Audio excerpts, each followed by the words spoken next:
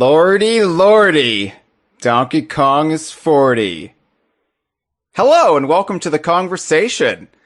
I'm Hyle Russell, and on this special live edition of the Kongversation, we are obviously celebrating Donkey Kong's 40th anniversary. 40 years ago today, July 9th, the original arcade Donkey Kong was released. So I've got a miniature panel of experts with me to reminisce and to celebrate the totality of Donkey Kong's history.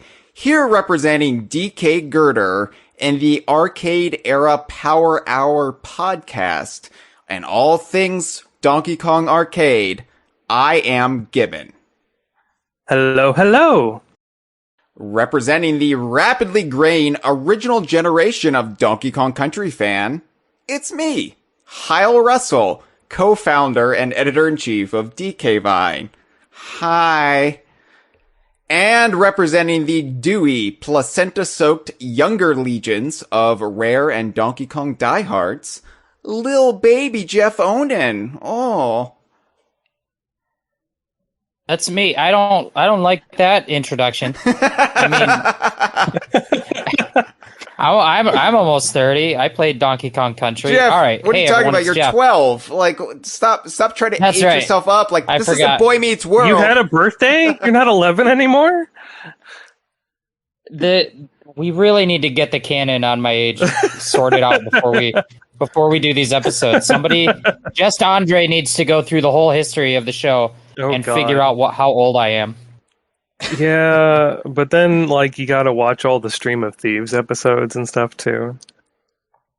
Yeah, well, Andre can do it. Yeah. It's fine. It's basically the Lord of the Rings director commentaries and making of the documentaries of DK Vine. So if you go it's interesting if you're obsessed, but that's like two people. So yeah, welcome. This is Donkey Kong's 40th anniversary, and of course, DK Vine would want to participate, even if, traditionally DK Vine doesn't really focus on the arcade era. So, really, Donkey Kong Country's anniversary would be the big deal for us. But, I think Donkey Kong as a whole from 1981 on, is just a valid anniversary for us to celebrate. It is Nintendo's, for sure. It is Nintendo's oldest franchise, unless I don't know.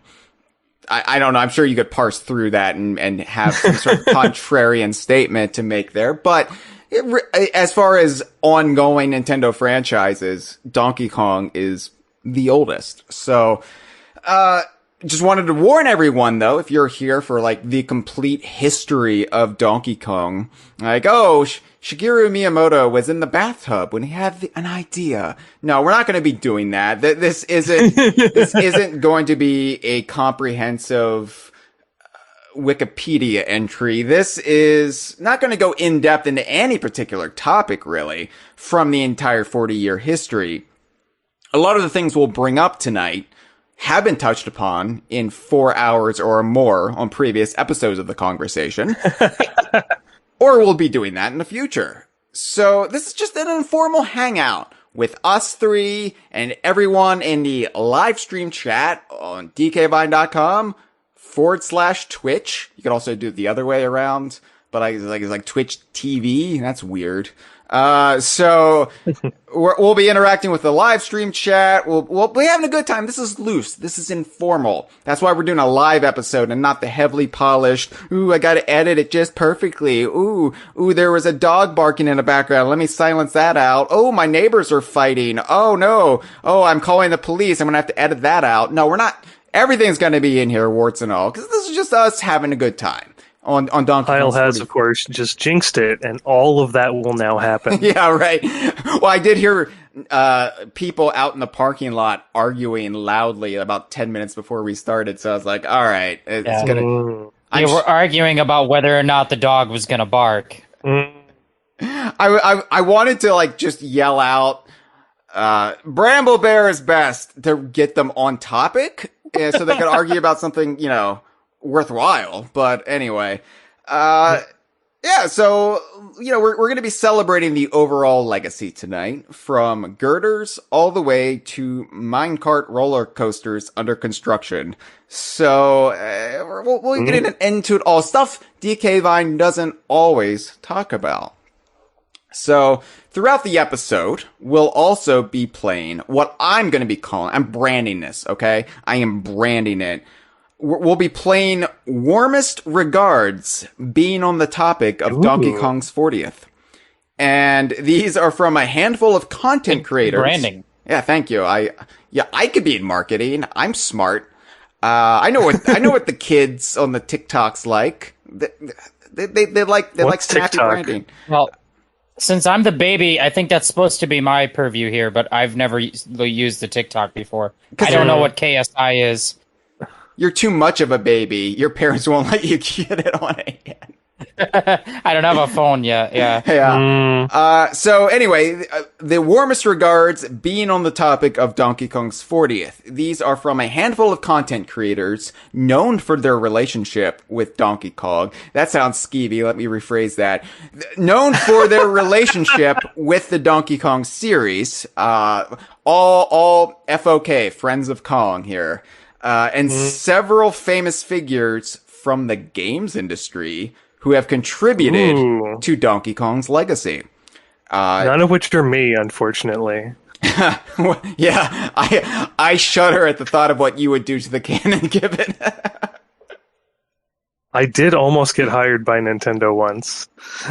Yeah, well, whatever. My uncle works at Nintendo. It's fine. I'm kidding. Yeah, well, I live down the street from Nintendo. Yeah, you really do, though. Yeah, that's the joke. Thanks. So, unfortunately, Shigeru Miyamoto, he must have misplaced his beeper because he's not responded to me. So, we couldn't get the creator of Donkey Kong on here.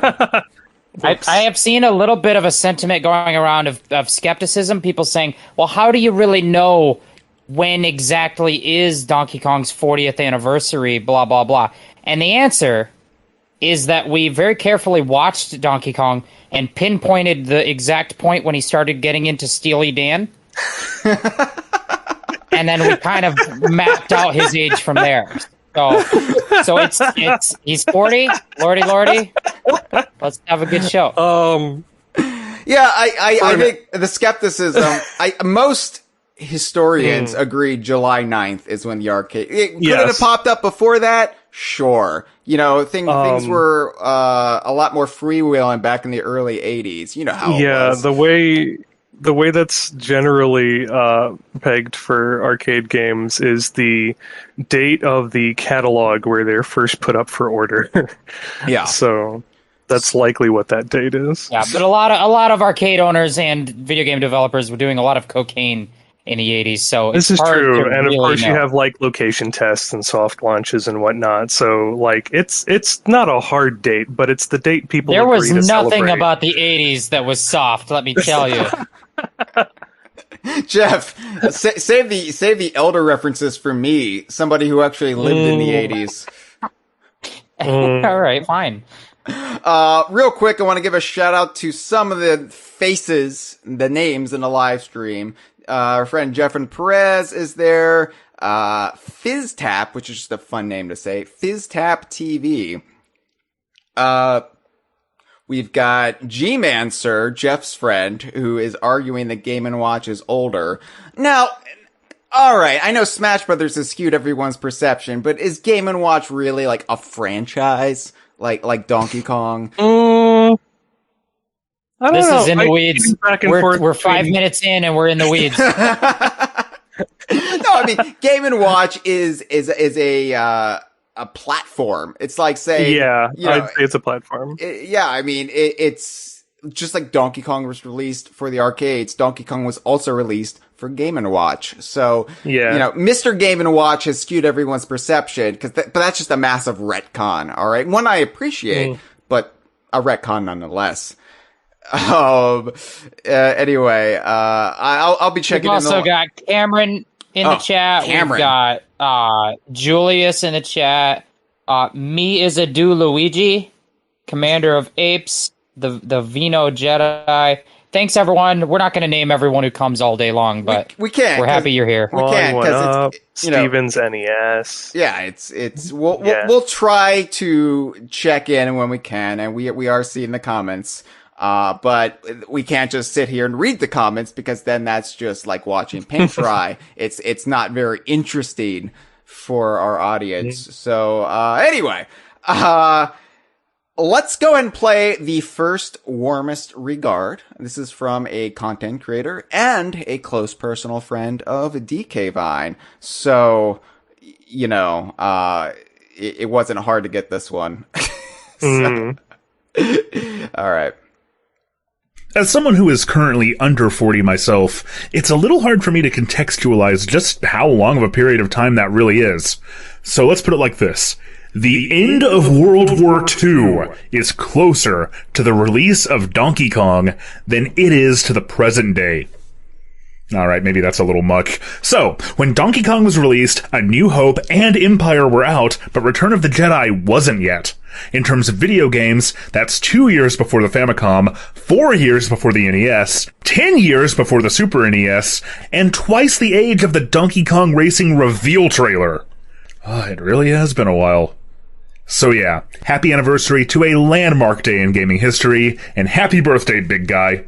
Although, don't you think he's looked way older than 40 since he was like 13 years old? He went gray when he hit puberty. Poor guy. Thank you. That was Josh Wallen, aka The Geek Critique. So yeah, we can do examples like that all day long. Did you know the Stegosaurus is older than the Tyrannosaurus? And that's almost older than the pyramids of Giza? The Return of the Jedi bit got me. Did you know when Jurassic Park came out, it was actually closer to the extinction of the dinosaurs than it is now? So anyway, yeah, Cranky Kong. That's a good point about Cranky Kong. That when Donkey Kong Country came out, it was only 13 years after Donkey Kong Arcade, and they portrayed the original Donkey Kong as this elderly, washed up, bitter old crank. Which was funny at the time because, the video game industry wasn't really that old. But now that we are at the 40th anniversary of Donkey Kong, it's like, wow, that puts everything in perspective, right? Yeah. So let's talk about the arcade era. This is where Gibbon earns, the paycheck. So the arcade era of Donkey Kong. Now, admittedly, I was born in 83, so I'm a little younger, but not much. But I didn't play Donkey Kong in the arcades. I first played it in the late 80s or maybe even the early 90s. For the early 90s, it was like 91 that I got Donkey Kong Classics for the NES, which was the compilation of Donkey Kong and Donkey Kong Jr. for the NES. Just bundled on the same cartridge. And that was my first exposure to Donkey Kong as a concept, because I remember seeing it in a KB Toys. I'm just showing my age all over the place right now. I was in a KB Toys in the mall. I miss KB Toys. I mean, KB Toys was always a low-rent Toys R Us. It was like, I guess this will have to do, but I miss toy stores in general, I guess. The fact that toy stores don't really exist, at least here in the States. So I was in KB Toys and they had their video games behind the counter. And I remember seeing Mario on this game and that I didn't recognize. And it was Mario, I don't know, slamming a hammer down onto a gorilla's skull. And I liked gorillas. I liked monkeys, apes, and primates. I was fascinated by them as a young, dewy child, dripping in placenta. And I thought, what? Mario's in some sort of game where he fights a gorilla? And it was on sale, and so it was easy to convince my mom to get it. And I took it home, and that was where I learned about Donkey Kong and Donkey Kong Jr. And it was a long time before I learned about Donkey Kong 3. I didn't know that was a thing. But yeah, I mean, I know I am the Donkey Kong Country guy. I know DK Vine is Rare as Donkey Kong and the Donkey Kong universe and everything that comes after that. But I did play Donkey Kong and Donkey Kong Jr. Before Donkey Kong Country. Like, I was knowledgeable about it before Donkey Kong Country. So, I don't know. I guess what I wanted to do here was talk about our favorite bits from the arcade years. And this can be anything from the 3 original arcade games, the Donkey Kong 94, or even, the math game. I don't know. I'll say this much. My dad had a friend, still has this friend. Brag much? When I was a kid. Well, all right, calm down. Let me say the thing. My dad had a friend that he'd go over to his house once in a while and visit with this guy whose name was Chuck, and he would take me with him sometimes. No, this is his buddy Chuck. I'm not going to say his last name because that's called doxing. It's wrong. But we'd go over to Chuck's house when I was a little kid because Chuck had a gigantic barn, like a garage barn thing, that was full from like front to back with arcade machines. And you didn't have to use quarters. You didn't have to use quarters on any of them. He had like, basic arcade games. He had pinball machines. He had the kind of like wave race games that you'd sit on a gigantic like jet ski. And he had like the ones where you'd sit inside the box and shoot the dinosaurs with a light gun. All of the games, all of arcade games, he had them all. And he had Donkey Kong. And I was like, I already knew of Donkey Kong Country because on account of it was the best game there was. And so I'd say, hey, Donkey Kong, let's check this out. And I kind of recognized that, like, oh, this is the backstory of Cranky Kong. Ooh, and that was my exposure as, like, a 5-year-old or a 4-year-old or something back in 2010. Or whatever lie we've told. And that was my exposure to Donkey Kong, the arcade game. And it was great. But I think it's cute. It's fun. But the one that really kind of got me hooked was the Donkey Kong Jr. Yeah. Because playing as the ape in the jungle climbing the vines is way more fun than playing as the little man with the hammer. It really is. It is. I mean, like I said, I liked gorillas and apes, and so obviously I was going to gravitate towards the more colorful game where you got to play as a gorilla and the human was the baddie. The human was the villain of the piece. Even if it was Mario, and I was a Mario fan as a kid, right? I had I had a set of like Super Mario Brothers overalls, like a Halloween thing that I wore, and who's brave? when I wore it when I played Mario with my friends, because it was like, look at me, I'm a plumber, I'm a tradesman. Look at me, I work with my hands. My dad actually is a plumber, but he doesn't wear overalls or a hat. Damn, more bragging. So yeah, I mean, it was funny that the seeds were planted in my brain that, hey, Mario could be a bastard, and I prefer to think of him as such. Because, like I said, I was a big Mario fan. I loved Super Mario Brothers and Super Mario Brothers 2, and Super Mario Brothers 3 depressed me because of the aesthetic. It triggered some sort of sadness in my brain, but I liked Mario, right? And then Donkey Kong Classics came along, and I was like, maybe Mario's not on the up and up. And it was kind of like, don't meet your heroes, right? Because they'll disappoint you, they'll let you down.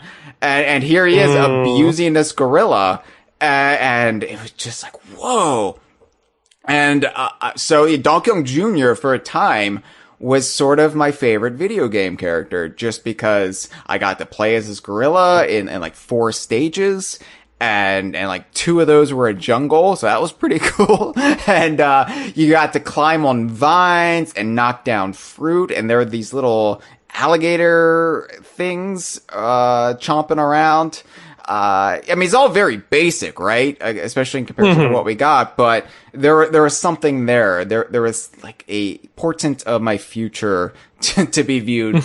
And Donkey Kong Jr. was what hooked me, which I think is the case for a lot of people who like are Donkey Kong Country fans who then maybe went back to the arcade games, or even those who played the arcade games first, but then discovered Donkey Kong Country, and that was it for them. So, yeah, I mean, Donkey Kong Jr. is like the game. It's never going to be as iconic or quintessential, and honestly, you know, it doesn't play quite as well as the original.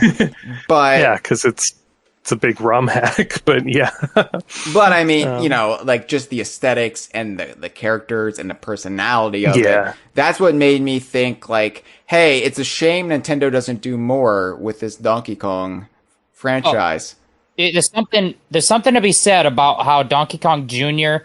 is essentially an original story, while Donkey Kong the game is essentially the film King Kong. Yeah, that's true. Well, I don't know. It's kind of like King Kong giant being told ape kidnaps damsel and climbs to the top. Well, kidnaps damsel, climbs to the top of building. That's King Kong. Yeah, That's I know, but it's like King Kong in reverse, because then you get to Gorilla is caged in jungle habitat, and then you know, like Donkey Kong 3 really should have been them arriving to the island. Or it's like the hour and a half of the Peter Jackson film before they actually get on the boat. So we don't have to get into that, but man, edit your movies, man.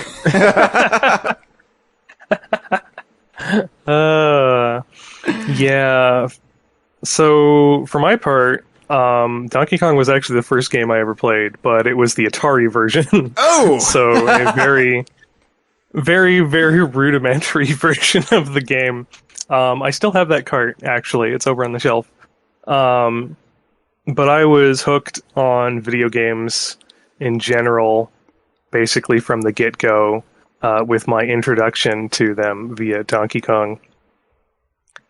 And it was pretty formative in my life. I went to college for programming and game stuff, and I'm in the games industry now, and Donkey Kong played a really large part in that, and I just love it so much. The arcade era was... I love how experimental it was, because nothing was nailed down, nothing was off limits, just the changes from Donkey Kong to Donkey Kong Jr. to Donkey Kong 3 were all just like, and now for something completely different. And all of the other Donkey Kong appearances between 1981 and 1994, when Donkey Kong Country dropped, it was just like, there was nothing off limits for what Donkey Kong could be. At one point, there was an arcade game in development being licensed out to Sega, where Donkey Kong was going to be a parking valet, for instance. And it's just like, yeah, whatever you want to do with him, go for it. Donkey Kong 3, I played it at MagFest in early 2020 before, the world ended. And I was shocked at how much I hated it. It is what it is. It's definitely the dark horse of the original trilogy. People go on about Donkey Kong Country 3, like, I don't think Donkey Kong Country 3 is as good as the first two. And I'm like, okay, but look at the arcade games. Donkey Kong Country 3 is on a much higher plateau of quality than Donkey Kong 3. Like, it's too tonally different. It went from a platformer to I'm gonna shoot gas out of my little Ghostbusters backpack. It's just like Stanley. There's a number of reasons for that, just due to the ongoing disputes with like Ikegami over Donkey Kong source code, because they didn't actually own that and got in trouble for reusing it for Donkey Kong Jr. And then Miyamoto's just tendency to want to do something completely new after a few years. And like I don't think Donkey Kong 3 gets enough credit for being the first, like, platforming shooter. Like, Contra wouldn't be around if Donkey Kong 3 hadn't pioneered that. Okay, but I mean, But you're right, it is very different, and even though I love it dearly, I'll admit the quality is just not as up there as I also feel like entries. it's a step backward. I feel like once you make the Kongs the protagonist, they become the heart and the viewpoint of the series. And then to go back on that and say, no, here's this new protagonist. You're going to like what him. If we shot poison clouds up Donkey Kong's butt? Like, no, you can't. We don't want it. Right, and this was before Donkey Kong's ass became a beloved international meme. I mean, this is back when nobody was looking at Donkey Kong's butt. Like, no offense to Cranky Stanley Kong. was. Okay, but no offense to Cranky Kong, but he doesn't have the ass of the family, so it's it's definitely Wrinkly Kong's genetics that gave Donkey Kong that posterior, the modern Donkey Kong. But yeah, I mean, Donkey Kong Jr. For me, like you see so much of the DNA of Donkey Kong Jr. in what Rare would do with Country. So much so that it's homage so much in Donkey Kong Country 2, and then it really warmed my heart to see in Returns. Like, that is the game. Like, obviously, there's a plethora of Donkey Kong arcade, like 1981, references throughout Donkey Kong Country Returns, but then the actual secret level at the end is just straight up, like, Donkey Kong Jr. tribute. So... Yeah, there's actually a bunch of Junior tributes in the Factory World as well. They draw a lot of the background elements from Donkey Kong Jr. Are the Spark enemies from the arcade era? Yeah, they originated in Donkey Kong Jr. That's what I thought. Cool. Yeah. Cool. Yeah. Well, Gibbon, since you're the expert here, I don't want to move on before you've had your fill. Like, do you want to talk about Donkey Kong 94? Because I feel like Donkey Kong 94, I mean, it is part of the arcade era, but it's also really, like, it's the handover. So, it's the handover it's not an arcade game. What's that, Jeff? I don't know if I'd call it the arcade era when it's the same year that Country released and it wasn't released in the arcade. Why do we call it the arcade era if we're not even talking about the arcade era is really a loosely informal term that we use for like anything predating Donkey Kong Country. Yeah. It's definitely a handoff game. It's sort of like the pre-Donkey Kong Country, Donkey Kong Land equivalent. It reminds me of talk about Star Wars again. It reminds me of when they did a Star Wars special editions in '97 to get everybody primed for the prequels in '99. And I don't want to. This is the only time I'll ever compare the Donkey Kong Country trilogy to the Star Wars prequels. But I mean, like that's basically what it is. It's like, hey, let's re-educate everybody on Donkey Kong to get everybody ready for the big holiday game this November, which is Donkey Kong Country. Yeah. And it's really good. It's possibly my favorite of the pre-Donkey Kong Country stuff. It starts out as sort of a loose adaptation of the original arcade game, but Mario's just a lot more mobile and has a much more versatile moveset in it. And then, like, after those initial 4 levels, it just goes ballistic with content and has like almost 100 more and really fleshes things out and has Junior in there as well and manages to be like a Super Mario Bros. Prequel at the same time. And just, it goes in hard. Right, it gets into like Mario dumping Pauline and then he starts sending flirtatious texts to Peach. It's like, so yeah, I mean, Donkey Kong 94, which is not even the name, it's just Donkey Kong, but people call it Donkey Kong 94. It really does also inform a lot of what Rare would adopt into the canon, especially with Donkey Kong Land. I mean, that's where Big Ape City came from. And of course, now, somebody Jeff's age will know New Donk City, but, Big Ape City was the first time, like, the arcade era was recontextualized for Rare's modern canon. So, and that came from Donkey Kong 94, which is kind of mind-blowing for me when I learned that. Because I didn't play Donkey Kong 94 when it came out, and so going back into it, then I was like, wait, big ape city. That was pretty cool. And there's like a pirate Just ship imagining in there. Hyle's Batman-esque deductive chain of thought. But my God, big ape city. There's a pirate ship in there. Like the first appearance of a pirate ship isn't, in a rare game, which is surprising. It's Donkey Kong 94, the whole world.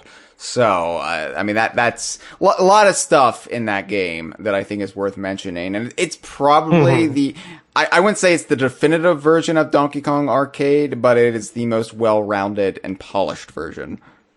Yeah, the definitive version of Donkey Kong Arcade is, of course, to Donkey Kong Arcade. Yeah. Which I played several times now, not the least of which in Donkey Kong 64, but...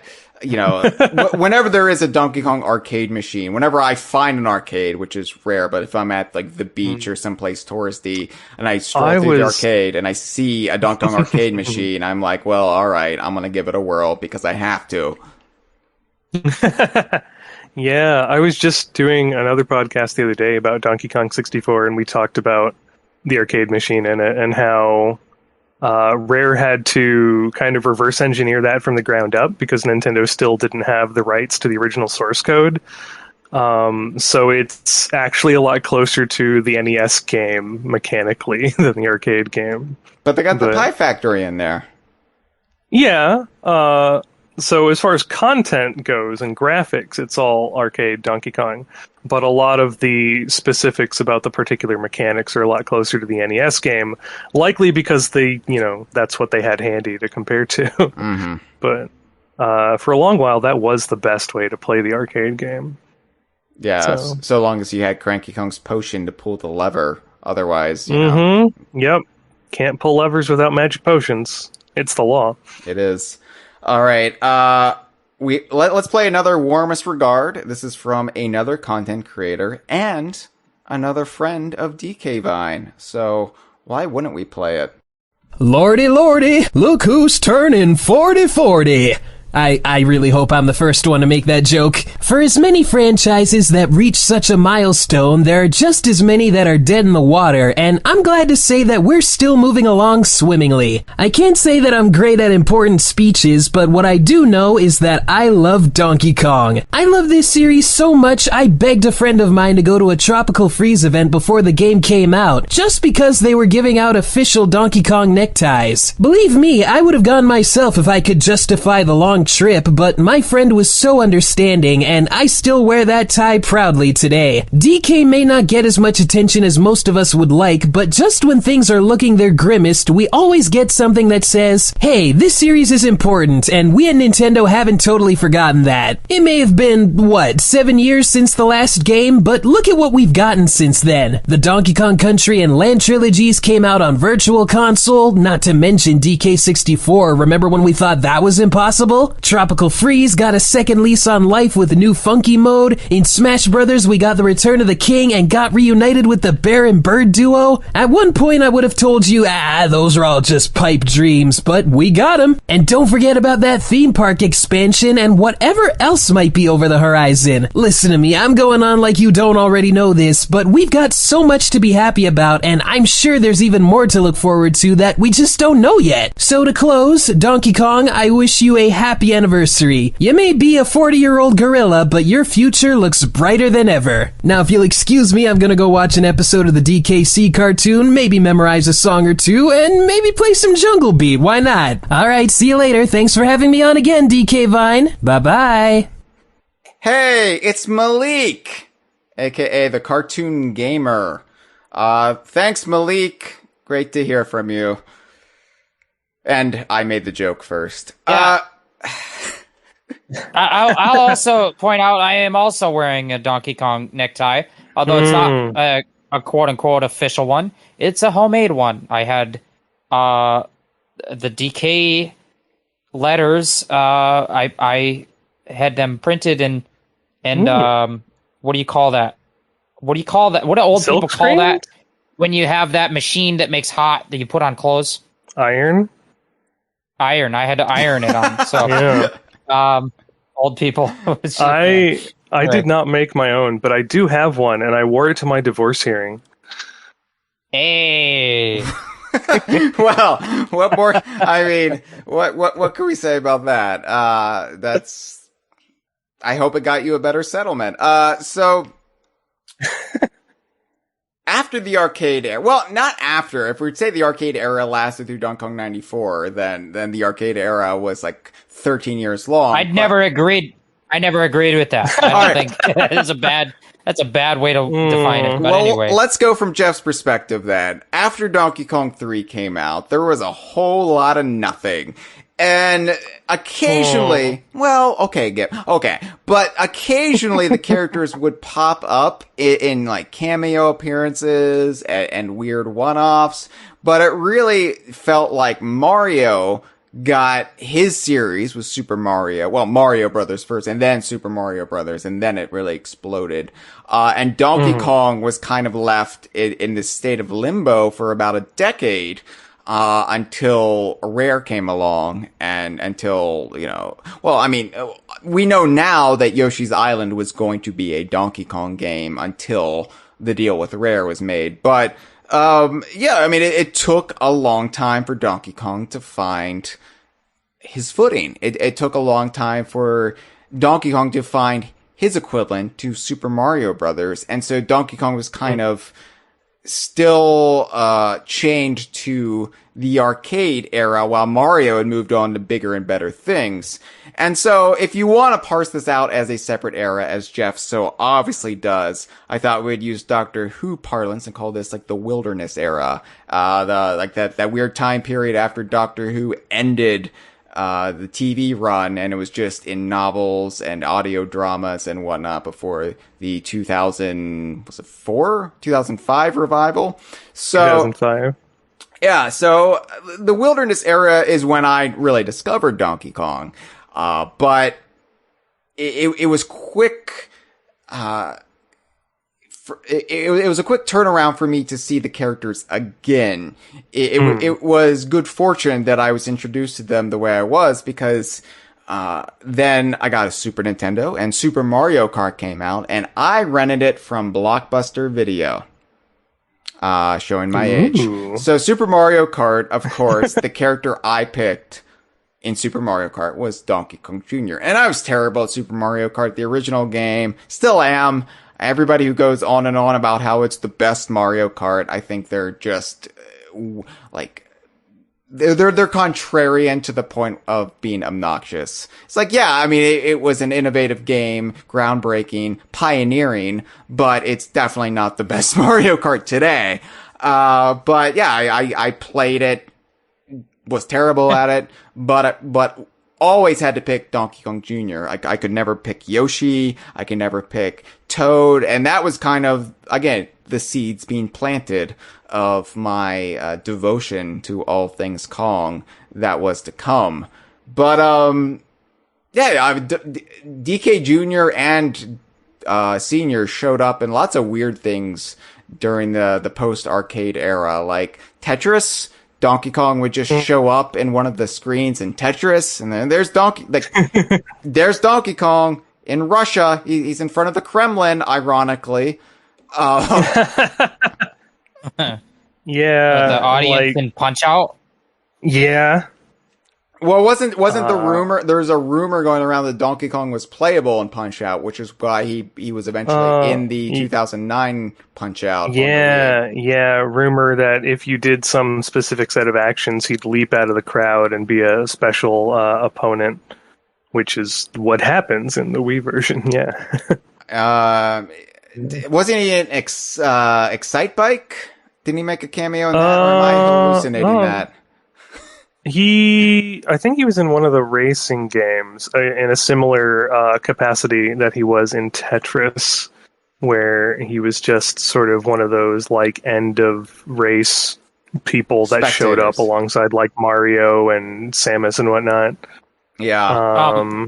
I think he was in like one of the NES golf games, and he even had like a golf outfit on, which is more than they could be bothered to do with Donkey Kong in the latest release of Mario Golf, even though they put every other character in a golf outfit. He's like an NPC banker in golf for NES. He's not playable. He's not one of the opponents. He's just like one of the NPCs on one of the other screens. It wasn't just golf. It wasn't just golf for NES, where Mario has oddly human proportions. It was wasn't the later one with Daisy and Peach? What, like near the later years of the NES? Yes. He was in Open both Tournament golf and NES Open Tournament Golf. Yes. Okay. But not Lee Trevino's Fighting Golf. Sad to say. Unfortunately not. Yeah, he was also in the Super Mario All-Stars version of Super Mario Bros. 3. One of the kings was transformed into Donkey Kong Jr., which I found weird because I had to. That was when I explained to my friend Elliot who Donkey Kong Jr. was, and I was like, I got this game. Mythical Elliot. Yeah, I've got this game. Let me bring it over. It's called Donkey Kong Classics. It's like Mario fights a gorilla. And, but yeah, that was weird because it was like, this isn't Donkey Kong Jr. The king has just been transformed to look like Donkey Kong Jr. And I guess it's the same principle as the Animal Buddy transformations in DKC 2 and 3. It's like, or maybe it was the soul of Donkey Kong Jr. transported into the body of the king. I don't know how it works, but yeah, I think these are just like Kamek transformations. It was weird for Donkey Kong to mean as much as it did to Miyamoto and Nintendo that they really just let it atrophy to this extent. It was surprising when they would show up in a big way, like Donkey Kong Jr. being in Super Mario Kart. Like I think that's really cool the more you think about it, but. Well, we've mostly been focusing on the games, but Donkey Kong was also around in the Saturday Supercade show, which was in syndication for many years, and the Captain N show, which was in syndication for many years. Even though Captain N was this legally dubious thing. They had actual rights, and when they lost those rights, they stopped using the characters in the later seasons. I guess the reason, like, Mega Man and Simon Belmont looked and acted like nothing from the video game counterparts was because of all of these, like, congressional, hearings. Oh, no, the creators have been super up front about like not actually playing or looking at any of these games they were using. Like someone asked why Samus wasn't in but Mother Brain was, and one of the creators was like, yeah, I'd never played Metroid, we were just given a character list. See, I had heard that it was because all of these fears in Washington about, Saturday morning cartoons selling products to children, and so they couldn't make the video game characters look like the video game characters. No, that's super not true at all. Right, it's just, they didn't do any research whatsoever. They didn't have Washington back then. Yeah, that's the last time I asked Mitch McConnell for his input on the conversation. Yes, thanks, Mitch. Friend of DK Vine Mitchell, Mitchell McConnell. I don't know. Like it's like Donkey Kong was still held up and remembered, especially by a certain generation. But if you were young at the time, like me, and dewy and dripping in the placenta, it was like this thing where you almost had to seek it out to learn about it. And then you were like, "Oh, Donkey Kong is cool. I wish they would bring him back," and they did. And then they did. And then I think this would be a good time to play another Warmest Regard, this time from one of the people who brought back Donkey Kong. Hello, my name's Chris Sutherland, and I was very fortunate to have played a tiny part in Donkey Kong's history, having worked as a software engineer on Donkey Kong Country series on the Super NES back in the 1990s. And I am here to wish the beautiful barrel-busting beast a big 40 years in existence. Take care, Big K. I raise a barrel of banana juice to the next 40. Thank you, Chris Sutherland from off of Donkey Kong Country. Humble, and Donkey Kong humble Chris. It just played a tiny part in the history, like nothing much. Abraham Lincoln. Yeah, Abraham Lincoln did so much for Donkey Kong. Oh man. Yep, little told story, that one. He actually chopped down the cherry tree that went towards building his treehouse. That was Washington chopped the cherry tree. I don't care. Kyle not knowing his arcade lore. What the fuck? Can't tell. I know it's hard to get the lore straight because Washington cannot tell a lie, while Abraham Lincoln is known as Honest Abe. But those are two completely different things.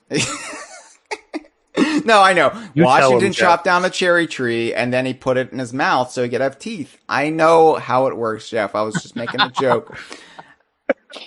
So Donkey Kong Country, I remember, and I've told this story before. I've told most of these stories before. Shit. Seeing that commercial in like October 94, maybe it was early November 94.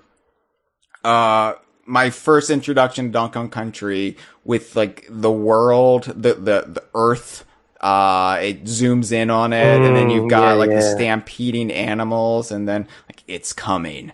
And I was just like, what the fuck is this? And I just stopped everything and I stared and I was like, oh my God, it's Donkey Kong. Wait, who the fuck is Diddy Kong? Where's Donkey Kong Jr., my favorite? I'm angry now. I'm angry. Hyle's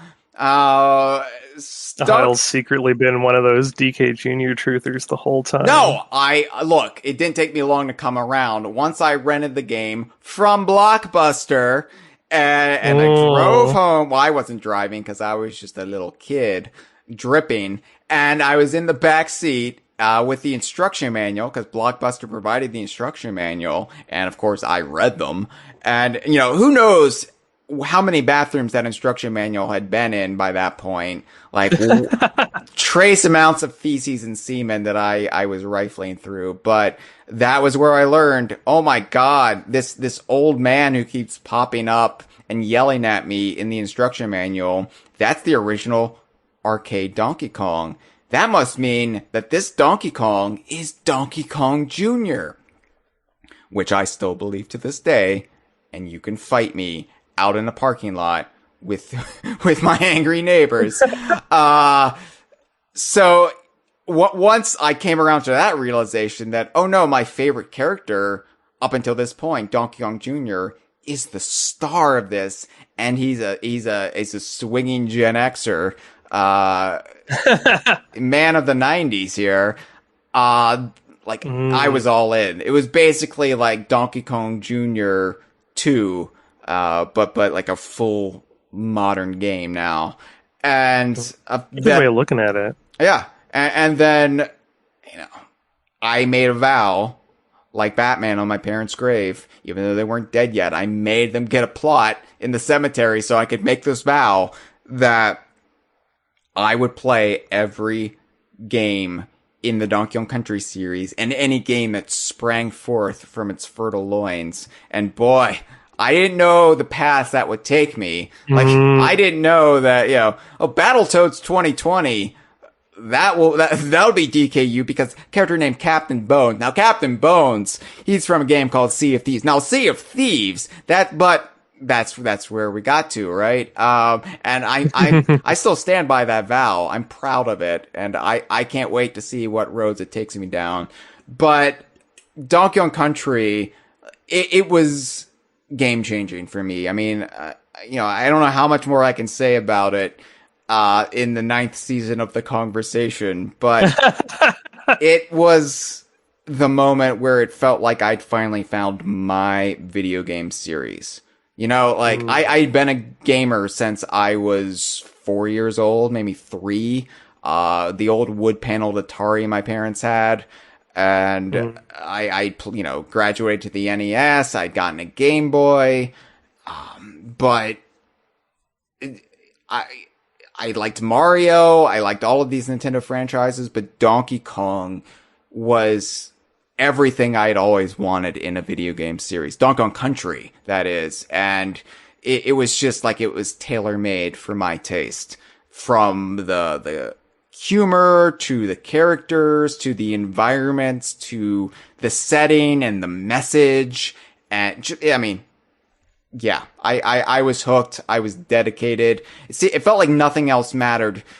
To my detriment, because I have not enjoyed really anything else but the DKU since 1994, minus a few dalliances here or there. But I always come back. I always come running back. And yeah, I mean, do we really need to sit here and debate the 3 Donkey Kong Country games? I mean, like, it's just... No, we're not going to do that. Jeff, what's your favorite Donkey Kong Country? No, thanks. But I will say, look, you know what? I part of me, I was so young when I took in Donkey Kong Country. It was like really my first video game love. That it's hard for me to say, did I love the game because of these environments and settings and adventure kind of feel that it was able to evoke? Or do I love all those things because of Donkey Kong Country? It's hard for me to tell, because I can say now, like, wow, look at all the ways that it seems inspired by or evocative of Indiana Jones and other great adventure feeling things like that. But maybe the only reason I like those things is because of Donkey Kong Country. Yeah. You know, it's hard to say. And then you get into the fact of the matter that Donkey Kong Country at that time looked unlike any video game had come before. Yeah. It graphically, musically, environmentally, it is like this the first time I really felt like I could be immersed in a world in a game that to me didn't look like a video game anymore. It looked like a real jungle and a real ice cave and a real temple and coral reef. And, video games had never achieved that before, in my opinion, as a kid, my own experiences. So like that's huge too. Just the immersion level that the ACM graphics and that they were able to achieve on the Super Nintendo hardware is just unreal to look back on compared to games that were coming out contemporaneously. Yeah, I mean, pretty good game. Yeah, pretty good.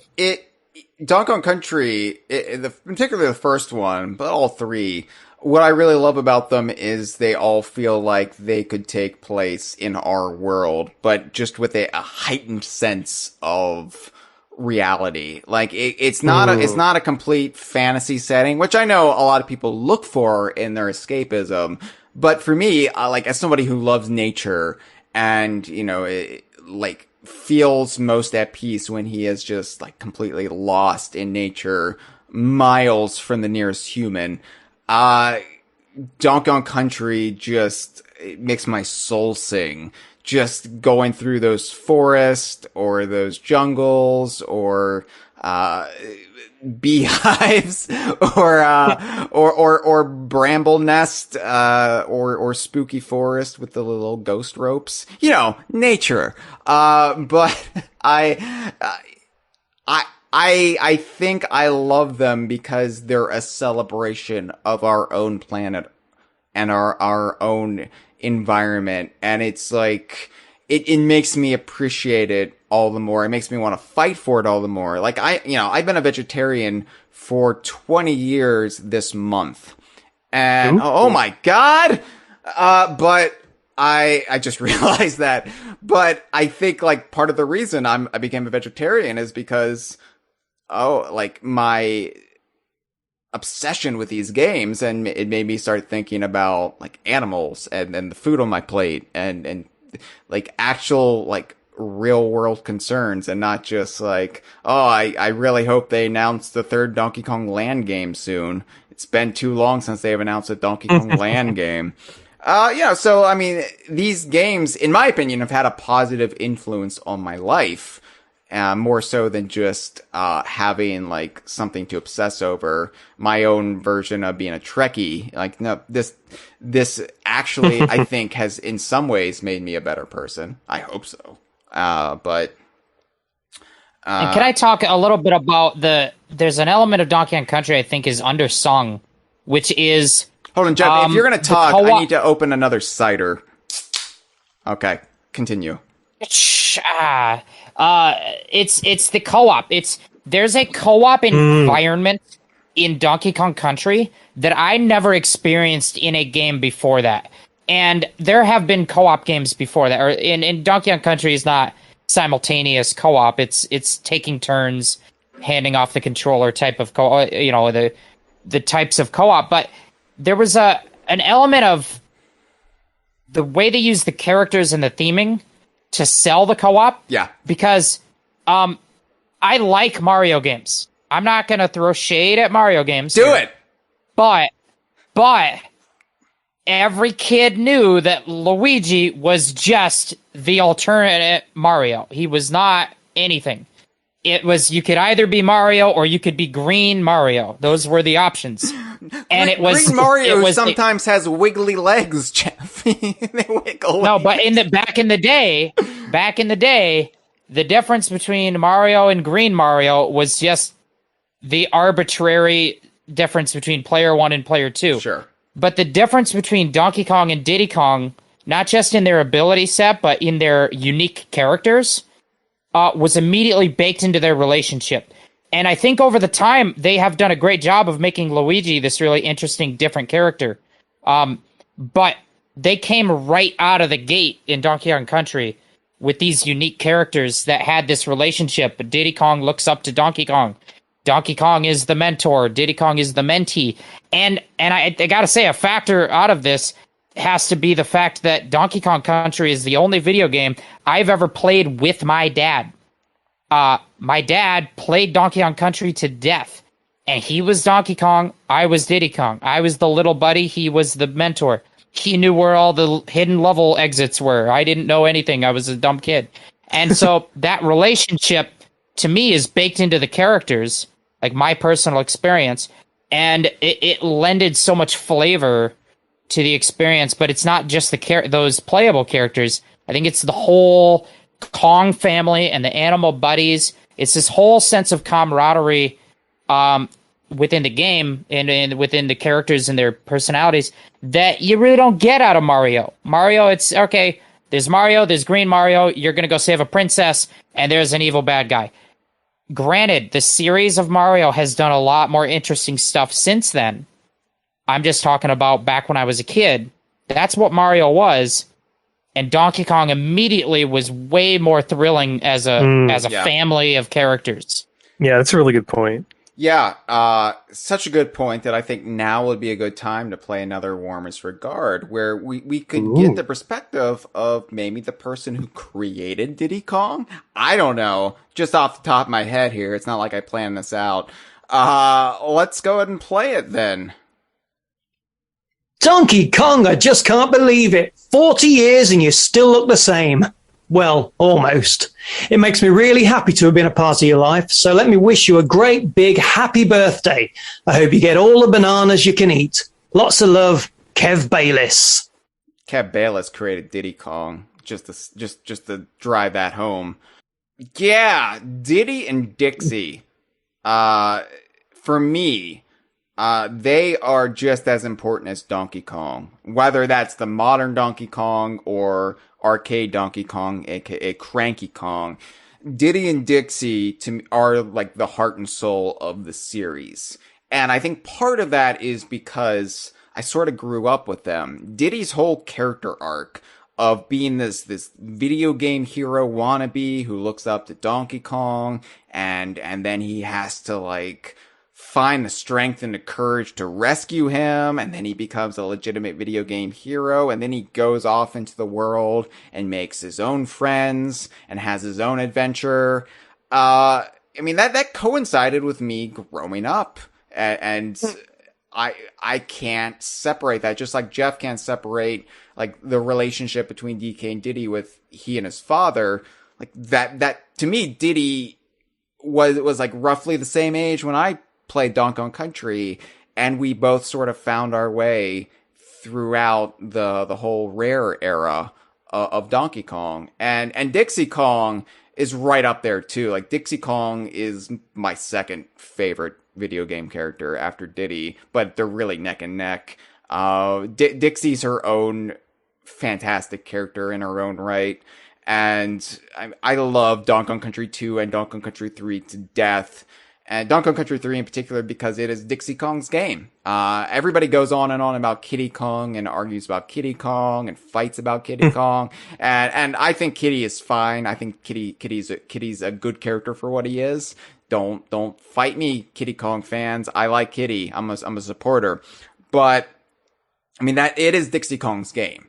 And I think it's kind of a little heartbreaking to see so many younger gamers who only really know Diddy through Smash Brothers to like have no conception of the meaning of Diddy Kong and how great of a character he is. Like they just think I didn't want to think about that. Why'd you put that in my head? Well, yeah, they think he's like Scrappy Doo, and I'm like, no, he is this fully realized, fleshed out character. He's like what would happen if the Indiana Jones series kept Short Round and we just followed Short Round as he grew up and became a capable archaeologist in his own right.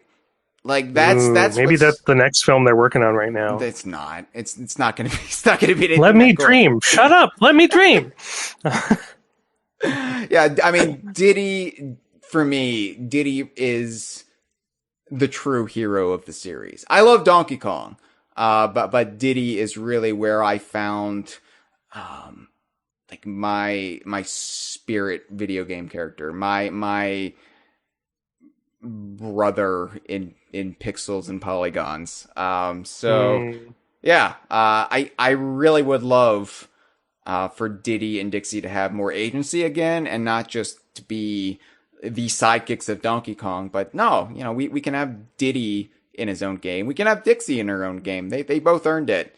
I want to get back to that point where the series can be robust enough that, yeah, we could have a new Diddy Kong Racing. Sure. Yeah, we could have Dixie Kong.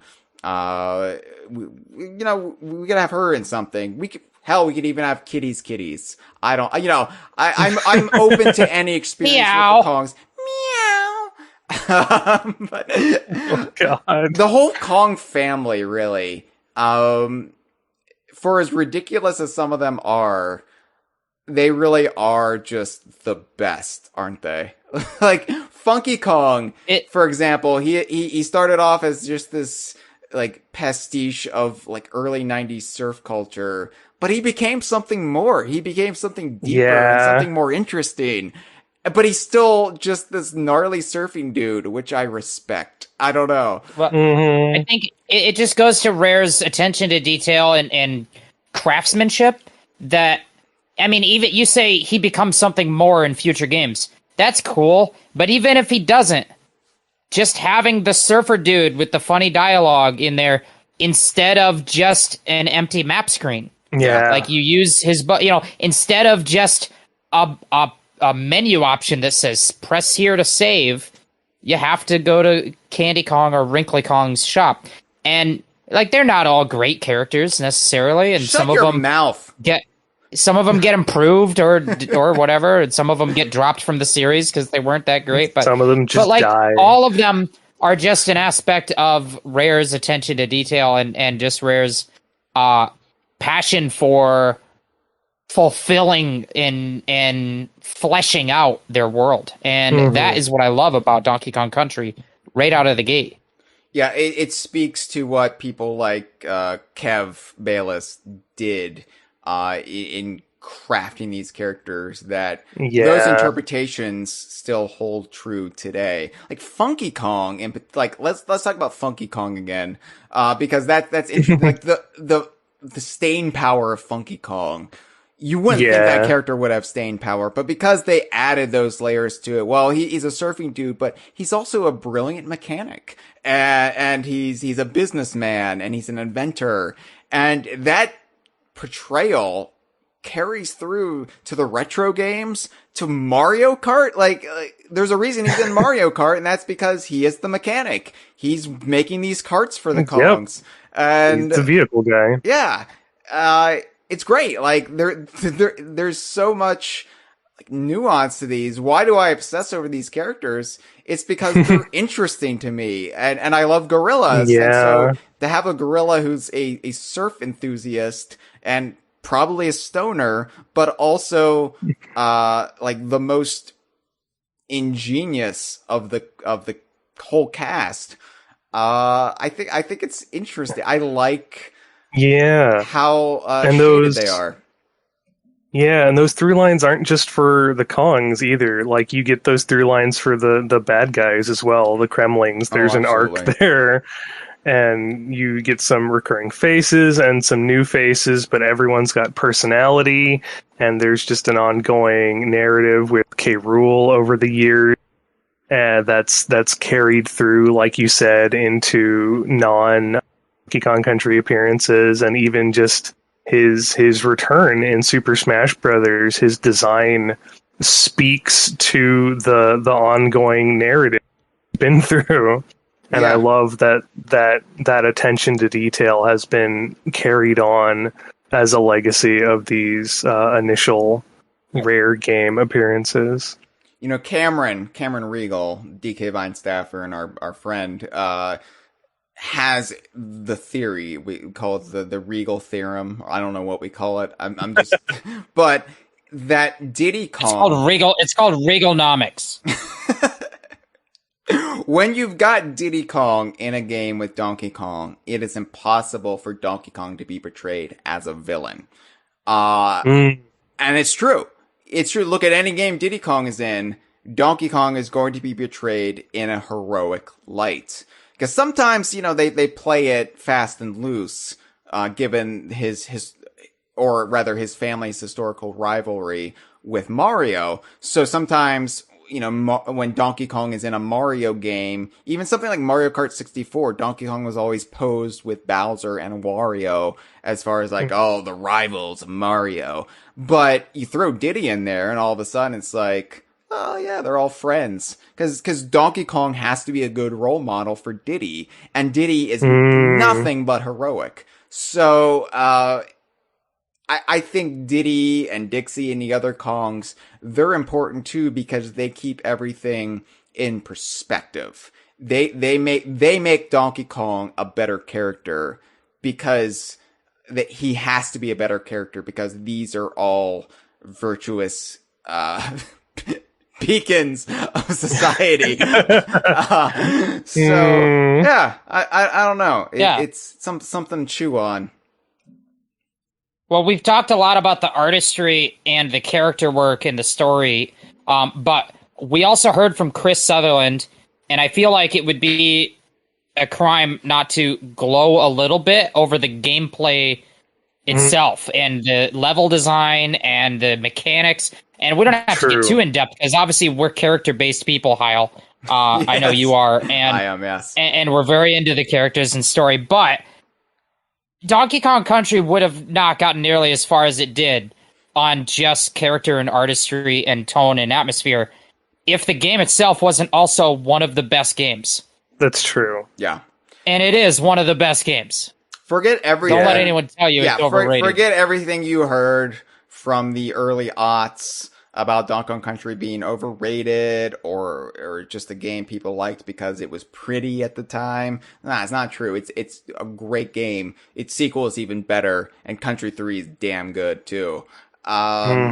It's like they're so good. The ultimate platforming experience in my mind. And everybody has different taste. Everybody likes different things. So what appeals to us might not necessarily appeal to everyone else. Like if you like a certain type of gameplay, you might gravitate towards Sonic or even Mario. But yeah, they are everything I want in a platform experience. Right down to like Yooka-Laylee and the Impossible Lair, which is basically an alternate universe version of Donkey Kong Country 4, in my opinion. But I mean, they all scratch that itch, and yeah, the design. Julius in our live stream chat says, roll jumping and combo rolling makes DKC such a smooth experience. And I think that's a big part of it for me. There's something really satisfying about continuing your momentum rolling, jumping, grabbing on the rope or the vine, and then continuing and bopping on the heads and all this stuff that it just makes this forward momentum and almost acrobatism, this kind of kinetic language that is different from other platformers. Not necessarily better. Mario is a great platformer, but it has a different kinetic language than Donkey Kong Country has. And nothing matches it. Weirdly, and then baked into that, you have... Sorry, I just want to say, baked into that, you also just have the exploration and the hidden secrets that is such a fundamental piece of that level design DNA, which I adore. Yeah, absolutely. But speaking to the kinetic movement thing, weirdly, I think the Donkey Kong game that paid tribute to that the most was Donkey Kong Jungle Beat. Like the whole basis of that game, the whole philosophy behind that game was being in rhythm with the nature around you. And so, like, for sure, even though Jungle Beat plays differently than Donkey Kong Country and tonally feels different at times, and of course, controls differently with the DK bongos, they still got that essential element from the gameplay of Donkey Kong Country. And it's like, this is what Donkey Kong is. It is being part of nature, not an opposing force of nature, but being basically like consumed by it and just letting yourself go. And you are part of your wilderness around you. It holds true through the retro games too. So, it's a great point. I'll say a thing. I'll compare Donkey Kong Country to Sonic the Hedgehog for a second, because I think in a way they're very, very, very different. But in a way, they both have a kind of reward for your skill level being speed. If you're really good, you can keep the momentum going and not stop. And in both games, but the difference is that Donkey Kong Country feels like it's setting you up to continue your combo and keep moving, whereas Sonic the Hedgehog, which is not worse but very different, it is kind of requiring you to kind of study the level so you know what's coming, and then it doesn't set you up to keep going. It puts the obstacle there that you then have to learn about, so then it's your mastery of the level design that allows you to have the speed.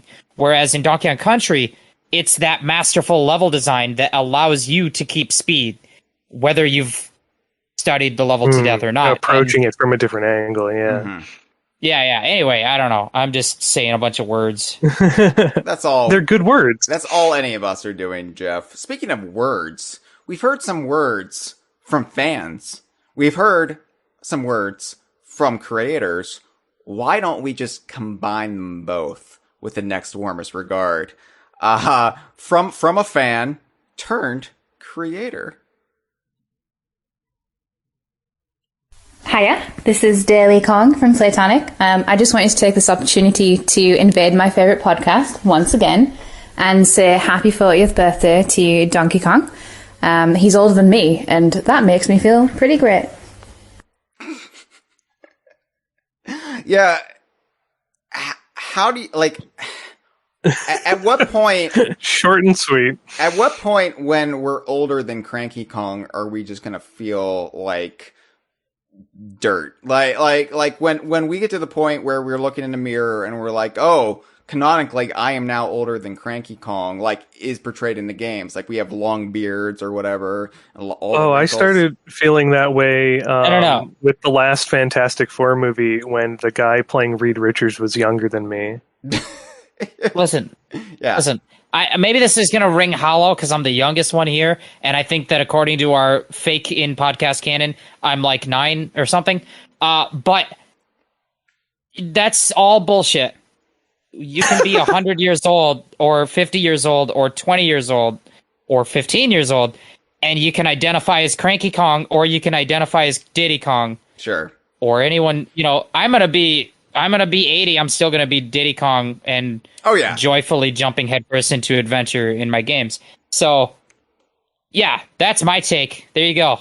Once I have to come up with a fanon that the Kongs found the fountain of youth, and that's why they're staying the same age. then I'll be like, but we know the Fountain of Youth. We know it exists in the Donkey Kong universe canon because of Sea of Thieves. Because Sea of Thieves mentions Fountain of Youth, and Captain Black Eye from Banjo-Tooie, who appears in the Tales from the Sea of Thieves novel, which is tied to the Sea of Thieves canon, and then he's looking for the Fountain of Youth, and also now it's tied to the Pirates of the Caribbean, and they found the Fountain of Youth. There you go. There you go. So when I'm 80, I can say, well, Diddy Kong is 80. He just drank from those bubbling waters, and I haven't found it yet. But I'll don't worry, Diddy. Don't worry. I'll join you soon once I find it. Once I stay forever young. Oh, forever young. No, Twitch will pull us. Twitch will give us a strike. Can't do that. Fine. So speaking of being young and maybe watching some cartoons when you're young. Both of you badgered me. Batman. said we had to bring this up, and I was like, I mean, it'll come up. We don't really have to devote any time to it. And you said it's important. People like it. And so I'm like, fine. I have no editorial control over my own podcast. The Donkey Kong Country cartoon show is apparently important. You're welcome, audience.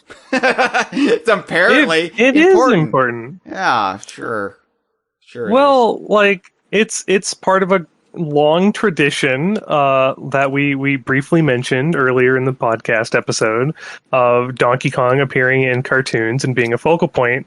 And so, it was about time that he got his own dedicated show. And it was kind of a big deal. It was really, really big. Like, maybe not so much in the US, but it did numbers overseas. It was huge in Japan.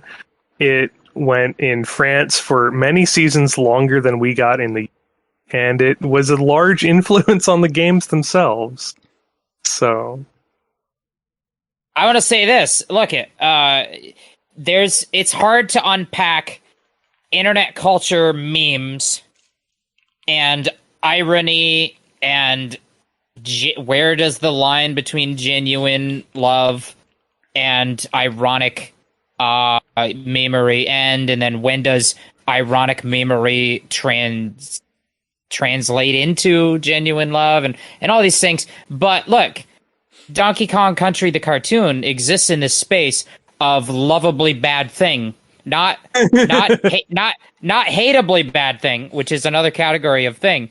It's lovably bad thing that makes people gravitate back to it and continue to share it. And in this modern age of TikTok and whatever's in the floss or whatever they do,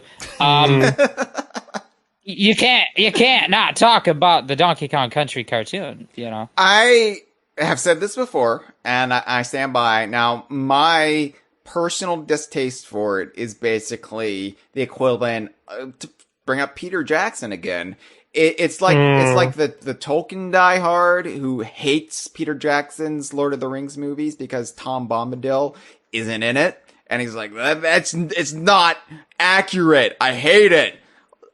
It was always going to be a hard sell for me because I have such a precise understanding of what Donkey Kong Country is supposed to be in my mind, that to have this broad, tonally weird thing that gets a lot of the details wrong, it's I was never gonna like it, especially at that age. Right? I was so excited when I thumbed through the TV guide. I'm old, okay?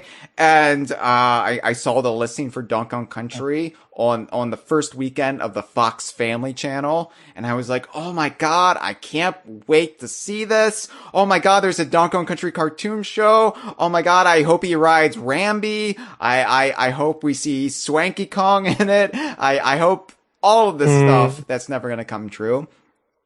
But, and just the abject horror that washed over my face, like 5 minutes into it, I was like, oh no. It was the biggest disappointment of my life up until that point, which I guess I had led a pretty charmed life if that's the case. But, I have softened my views on it over time. This is so incomprehensible to me that I thought Hyle was doing a bit all these years, because how can you hate this show? I'm not gonna lie, I was right with Hyle when I was a kid. Oh no!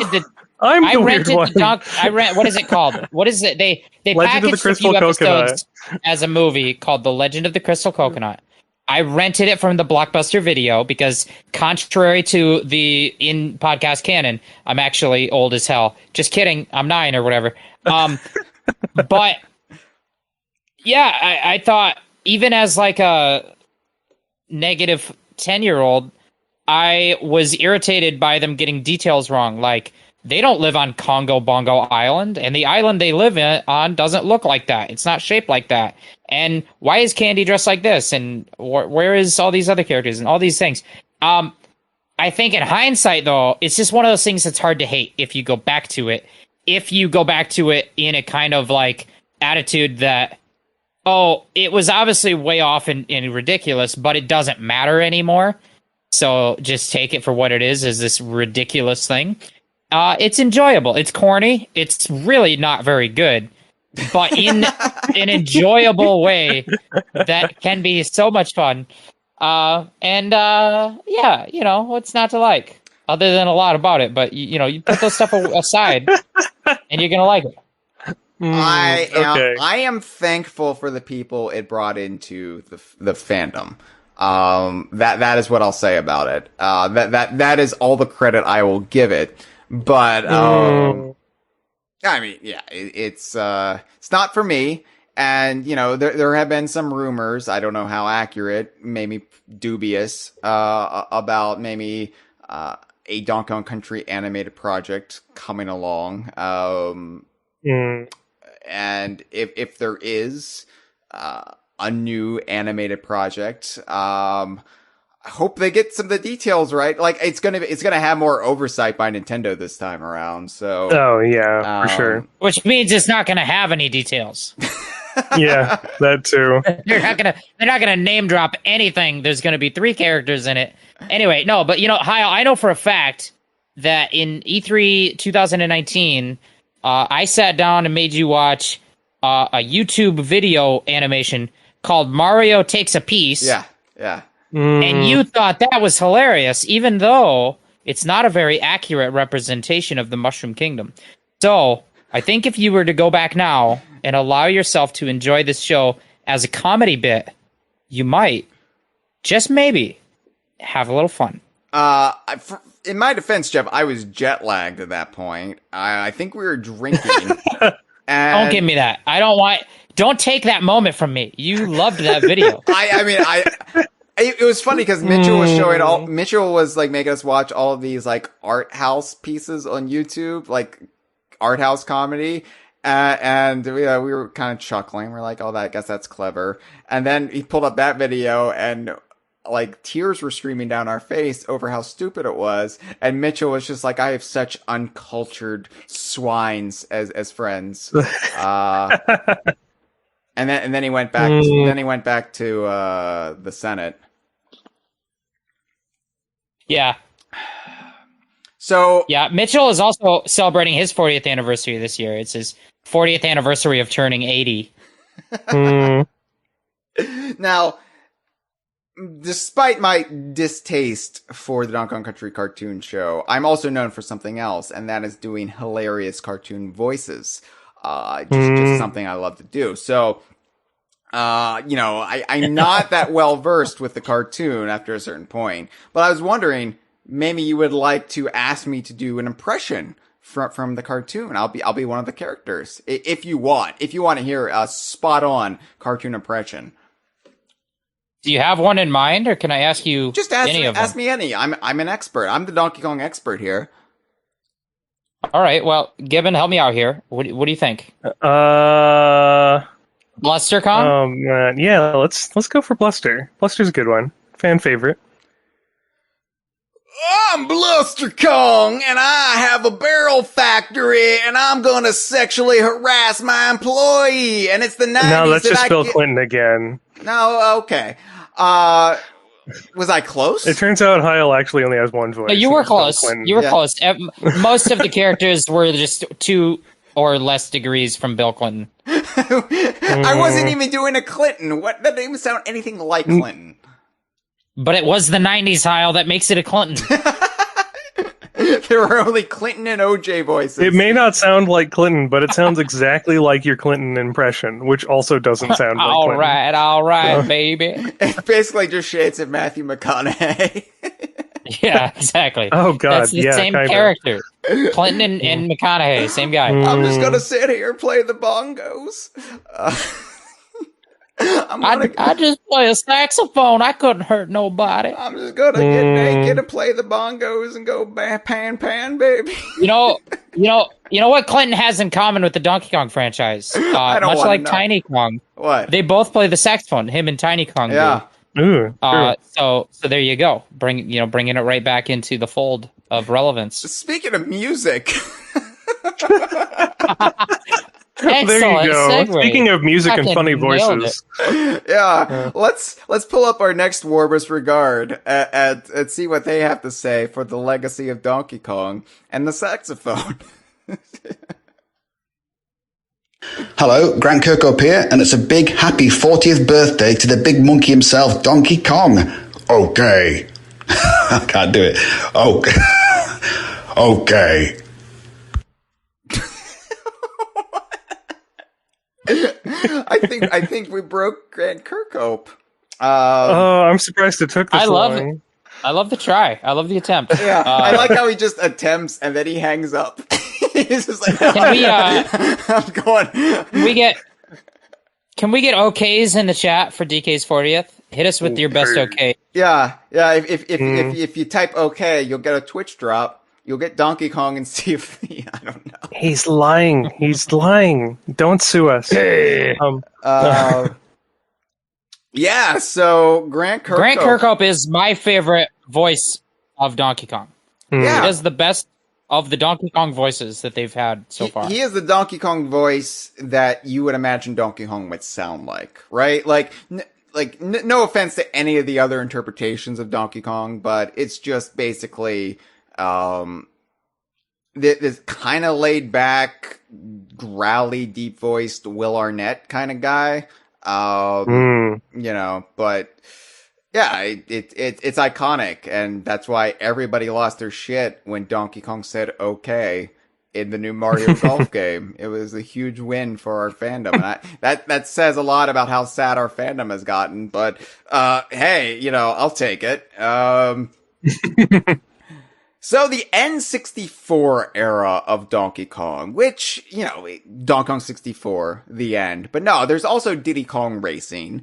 And I think, really, you can't talk about this era of Donkey Kong without also bringing up the kind of backdoor pilots for other Rare series like Banjo-Kazooie, Conker, eventually going up the Dinosaur Planet, but the whole I would also mention the kind of the cameo game Boom too. Donkey Kong, Rare's interpretation of Donkey Kong appearing in Mario Tennis, Mario Golf, Super Smash Brothers, Mario Party 1, 2, and 3. Mario Kart 64, of course. People forget that Rare got a credit in Mario Kart 64 and Mario Kart Super Circuit for right. They built the wheels. They built all of the wheels. All these tires said, left over. We don't have time. They said we don't have time to make wheels, and Rare's like, we'll help. Yeah, Donkey Kong 64 is a game of debatable quality. There's things I like about it. There are things I dislike about it. I like the plot. I like a lot of the characters. I like a lot of the presentation. I like some of the worlds. But really, Diddy Kong Racing for me is my favorite Donkey Kong game. I mean, Donkey Kong related game. On the console. Diddy Kong Racing was basically just Mario Kart 64, but we're gonna put some thought into why this is happening.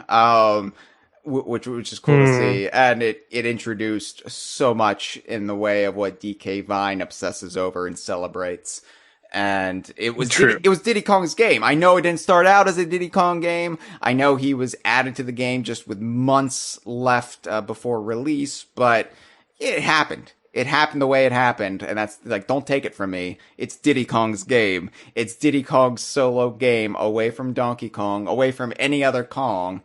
It's pretty sweet as a Diddy Kong fan, I have to say. You know, I'll say about DK64.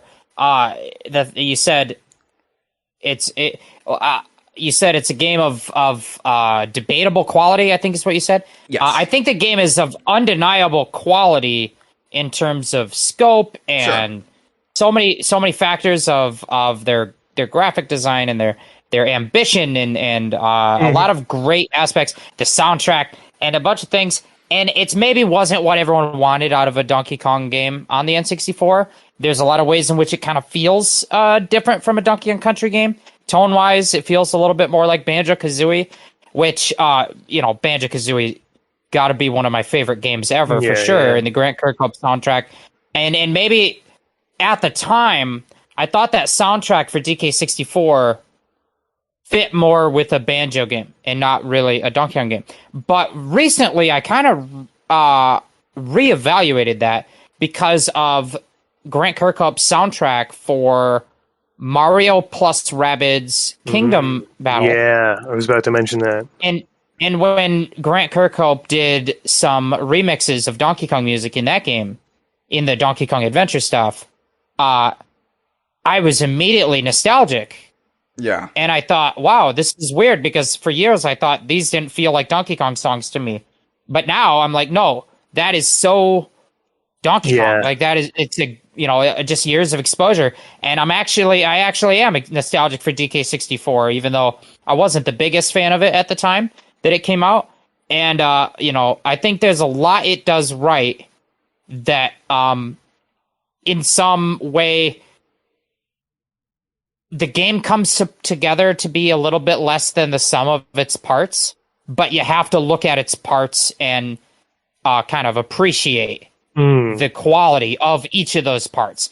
Maybe all together it comes together and you think, well, like, oh man, this is kind of tedious in some ways, and all these other things that I have kind of issues with. But the parts themselves are all so good and have so much scope and craftsmanship into them. So I'll say that. Donkey Kong 64. Except for the Rodney foot race. Fuck Rodney. Rodney what if is Chris a character Seaver invented I Rodney? don't like. We don't know. Look, we just found out today that Chris Seaver of Conker fame is responsible for Glower the Tadpole. Huge revelation if you're a weirdo like us. And we know Chris Seaver also created one or two more other Donkey Kong 64 characters that he can't remember. So, really, anybody's on the table. Hey, if I claim that I can't remember, could I take some credit for DK64 characters? I don't see why not. Okay, I made up Donkey Kong. But you're not sure of the specifics? I don't remember, but I definitely invented him. Invented him. And it was good times back in the day. But I'll go back to Diddy Kong Racing though, Hyle, because I think we both agree that's just one of the best N64 games, period. Yeah, for sure. So good. And it's just a shame that it is like stuck in its perplexing legal gray area between Nintendo and Microsoft, and it's just like Nintendo owns this, but Rare owns most of that, and so nobody gets to use it, and it's just lost to the sands of time. So, yeah, I mean, Donkey Kong 64, I want to come back to that, though, because I come across as hard on it. I like a lot about Donkey Kong 64. It's just a messy game. It's messy, but it's kind of brilliant in the mess. You just have to kind of get in the muck a little bit. It's just firing on all cylinders all the time. And I think if it had reined itself in a little bit, it probably wouldn't be just so much. But it is. And like, I don't necessarily think it's a bad thing. I just think it gets a little overwhelming in parts. I think like it's not a bad game because that is the distinction we have to make. It's not a bad game. It's just not as polished as the Banjos, not as polished as the Super Nintendo Donkey Kongs. It's fascinating though in its unwieldiness. It's just, it's I'll say it definitely is a game that made me actually like feel the sensation of awe over the graphics that first time that I looked at the Donkey Kong model and the curve and roundness of his brow. Oh, I thought you like, say his buttocks. Like you in that time period, you're so used to not his buttocks, Hyle, not his buttocks. You're so used to every 3D model in a game to have jagged edges, right? Like that's normal. Everything is jagged edged. And I think that Donkey Kong's model in that game, the first time you're in the treehouse in the jungle area, in the opening of the game, it's like the first time I was like, whoa, 3-dimensional graphics can be as good looking as 2-dimensional graphics. Like a 2-dimensional sprite can look amazing because you're drawing a 2D picture. But as soon as you try to translate that to 3D, you hit jagged edges, you hit polygons, and they never look as good as the 2D art. And that was the first time I was like, whoa, look at how so good Donkey Kong looks. This is amazing. And then Grant Kirkhope did the voice, and I love the voice, so there you go. For me, it was just getting control of Donkey Kong and being able to run around the overworld before you'd even gone into a level. And it's just like, wow, I'm running around Donkey Kong Island and I can swim over to Crocodile Isle. And there's these other little side islands that I can explore on the way. And here's waterfalls and palm trees I can climb up. And oh my God, this is so amazing. And I'm not even level yet. My brain can't handle it. It was just, it was great. There's nothing that quite beats that sensation of being able to wander around the world of Donkey Kong in 3D for the first time. So. Yeah, I think that the promise of DK64 that you get a taste of when you first hop into it, before you get into the minutia of the specific challenges ahead, that promise is so strong and resonates so well. It's why people to this day still want a new 3-dimensional Donkey Kong game. Yeah. Because the series has done its best in 2 dimensions. It has had Game of the Year side-scrolling games that have been some of the best video games ever made. But in spite of that, there are a lot of people, myself included, that would love to see it go 3-dimensional again. Just because of that sensation of being in an open world as the character Donkey Kong and having the freedom to run around. And DK64 scratches that in a way. So far, they haven't attempted yet since then. So that is just very satisfying. Even if ultimately, I run out of patience pretty quick with trying to actually get through the adventure. Yeah, I feel like a 3D Donkey Kong game for the scope they were trying to pull off with Donkey Kong 64. The technology just wasn't there yet for what you think a 3D Donkey Kong game should be. They just married it to the Banjo-Kazooie Super Mario 64 structure. And I feel like that kind of breaks the immersion of Donkey Kong just a little bit, where it is like supposed to be a real environment and you're not jumping through portals but I don't know, like it's definitely something that I think the fandom, as much as I think we'd all be happy with a new side-scrolling 2D Donkey Kong game, I think the fandom really would like a 3D Donkey Kong game, by and large, just because it's way beyond time for a new one. And it's just funny how it kind of ebbs and flows, because after Donkey Kong 64, we were all like in agreement. Yeah, Donkey Kong needs to return to 2D. Let's go back to 2D. And now, over 20 years later, we're like, no, 3D. We want to go back to 3D. So it'd be great if we could just have both, but Yeah, both is good. I'll point out that our good friend Mitchell Wolf, senior senator from Kentucky of the Republican Party, is in the live stream chat giving me shit. Also is our friend Dustin. Hi, Dustin. Is he giving you shit about spiders in his car? Because we could do that again. No, he said, God damn it, Jeff's in this one. I hate that. Oh. So that's kind of rude. I felt like personally attacked by that, but I won't hold it against him on account of I'm just too excited about Tip Top the Turtle. You're just stuck on turtles because we're talking about Mitch McConnell so much. Yeah. Tip Top the Turtle is my second favorite turtle behind Mitch McConnell from Kentucky. So there's another aspect of Donkey Kong 64 I want to celebrate, and that is the portrayal of its villain. But before we talk about the villain, I feel like we should hear from his creator.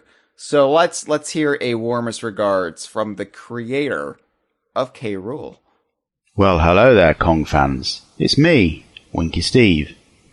I remember making a game once with monkeys in it. Monkeys and crocodiles. Monkeys, crocodiles and bananas. Yes, I know Donkey Kong's an ape. I just like saying monkey. Monkey. Anyway, happy 40th, Donkey Kong. So that was Steve Mails. Monkey. And thank you, Steve, because Grant called Donkey Kong a monkey, and I was trying to be polite and not say anything. And then you said it, and I was like, I've got to say something. This is just getting embarrassing. Do they not know? But then you specify. It's like, all right. Thank God. Thank God. I think that Steve touches on a really important point that gets undersold in the Donkey Kong series, which is that the word monkey is inaccurate but fun to say. Yeah, that's true. Yeah. Monkey. Well, I like that, K-Rool can sometimes, it's okay if K-Rool calls Donkey Kong a monkey. It's like a, now it sounds like you're doing a Shrek voice. And monkey! It's just gonna turn into this tirade. Get out of my swamp! It's gonna turn into this that's K-Rool. Where you want me to watch Shrek, and I don't want this to turn into another let's pester Hyle about watching this cartoon he has no interest in watching. This is one of the larger episodes. Hyle brought up Shrek. You're witness, right, Jeff? He's the one who brought up Shrek. You are absolutely right. Listen, this is one of the biggest audiences we're going to have for a while, and I want everyone in here to take to Twitter and ask Hyle to watch Shrek politely, because Hyle should probably watch Shrek in his lifetime. Anyway, what were you going to say about monkeys? No, it's fine if K-Rool calls Donkey Kong a monkey, because that's just the kind of you're just a flea-bitten monkey, and I'm an elegant, sophisticated crocodile man, and I don't bother to make the distinction.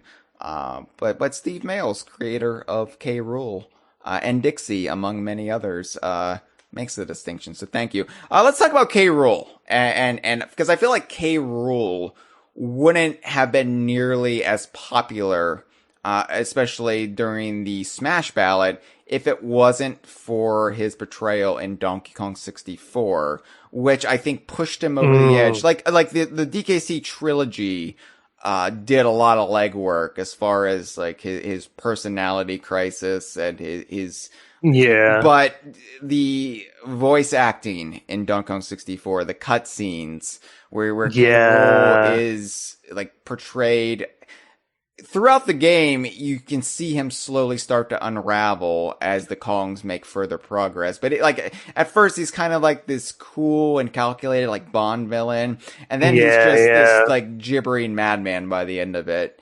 And I mean that is basically K-Rool in a nutshell. He just completely falls to pieces. And no, Hyle. Actually, this is K-Rool in a nutshell. Help! I'm K-Rool. I'm stuck in a nutshell. All right. Is that just another Mike Myers reference? Are we just stuck on Mike Myers references for the rest of the night? It's from the film franchise Austin Powers, one of your favorites. But I will say this: I think that every game franchise should do this with their villain, and they didn't do it in the Super Nintendo games. But that is when you save the villain for the very end of the game, and they don't show up at all in the beginning or the middle. only a proportion of your players will ever get that far and even see them. So in DK64, when K-Rool shows up periodically throughout the game to deliver cutscenes, it really makes him stick in the memory. Whereas, K-Rool in Donkey Kong Country only shows up at the very end, unless you read the manual and know the business. Not only shows up at the very end, like he's the twist reveal villain in DKC3. So, Rare was pretty good about that on the N64. They had Rentilda and K-Rool showing up as a presence throughout the game, sort of showing up between worlds and voiceovers and whatnot, just reminding the player that they're there and giving them a sense of their personality and malevolence and goofiness throughout. So yeah, really, really good point there. Yeah, absolutely. I think it does a lot to sell the fact that K-Rool is a big part of this story. If you just jump into the game Donkey Kong Country without reading the manual, you don't really even get that K-Rool is part of the story. He just kind of feels like a non sequitur. You maybe don't even get any story out of the game. If you don't read the manual. I'm trying to imagine what the game would be like without those little K-Rool scenes between worlds.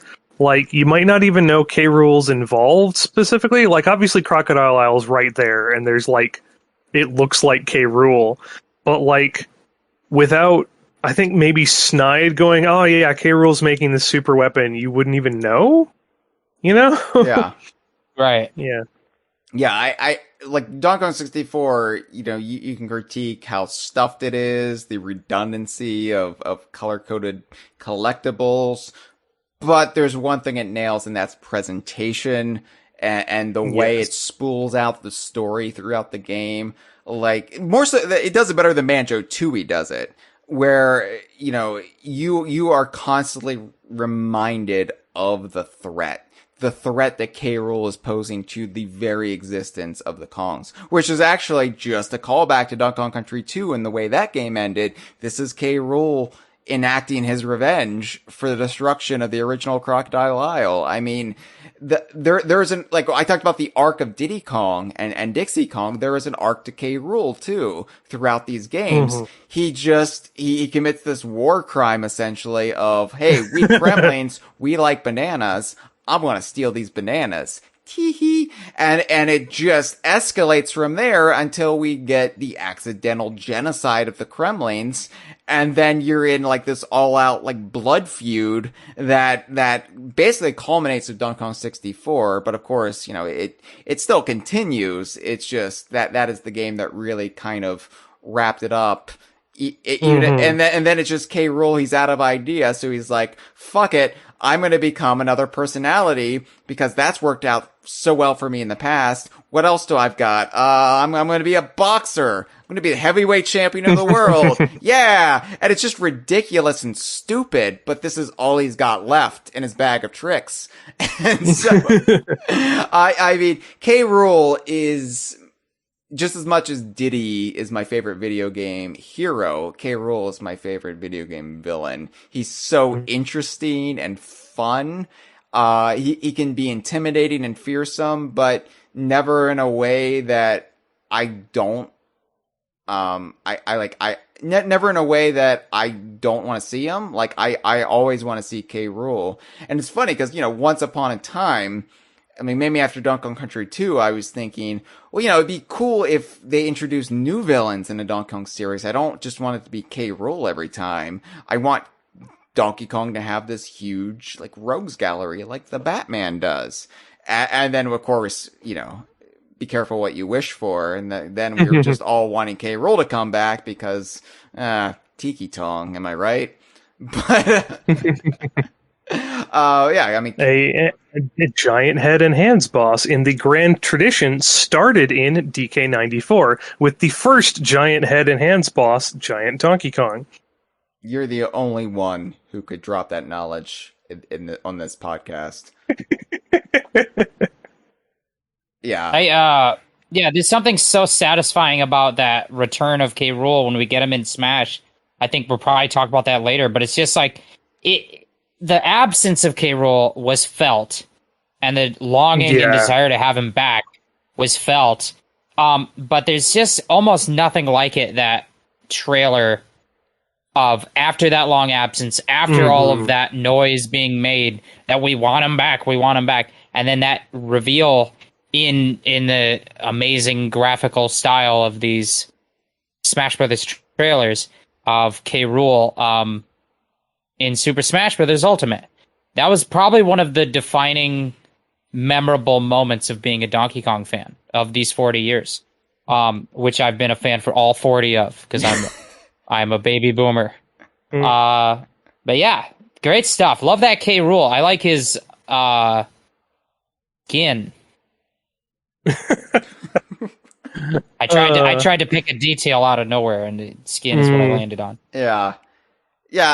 Like K-Rool is a character I'm never going to take for granted again, because that long absence has like taught me a valuable life lesson.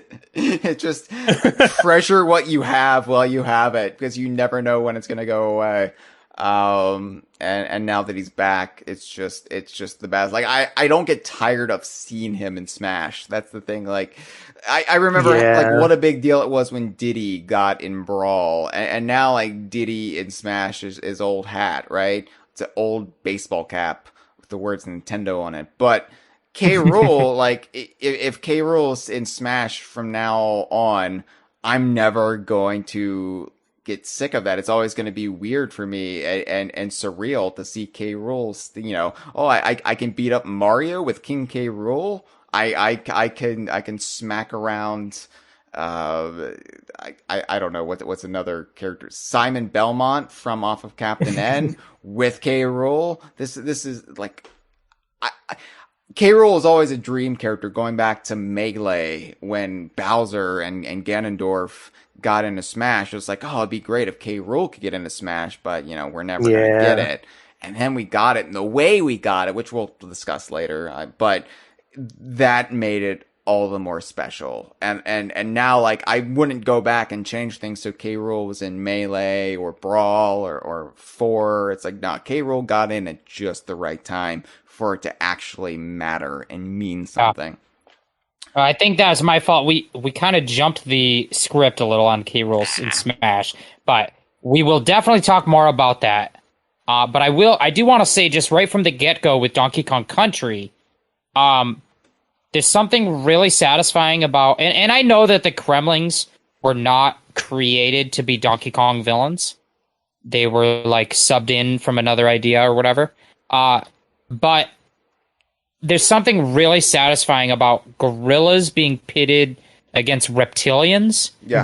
There's like it's something just deep down, this kind of reptile mind versus the mammal mind, that just is, it's like perfect enemies, perfect opposites. Yeah. And the Kremlings are just awesome villains for that reason. Yeah, I mean, there's a reason the King Kong versus Godzilla films are like some of the best-selling Godzilla films ever. So yeah, well, people like Monkey. People like Monkey. I was going to make a joke about how, you know, like, it's because, you know, in reality, the lizard people control everything, and we're locked in a centuries-long struggle to liberate ourselves. But then I was like, I don't know what crazy things people actually believe these days, so I better not make any jokes.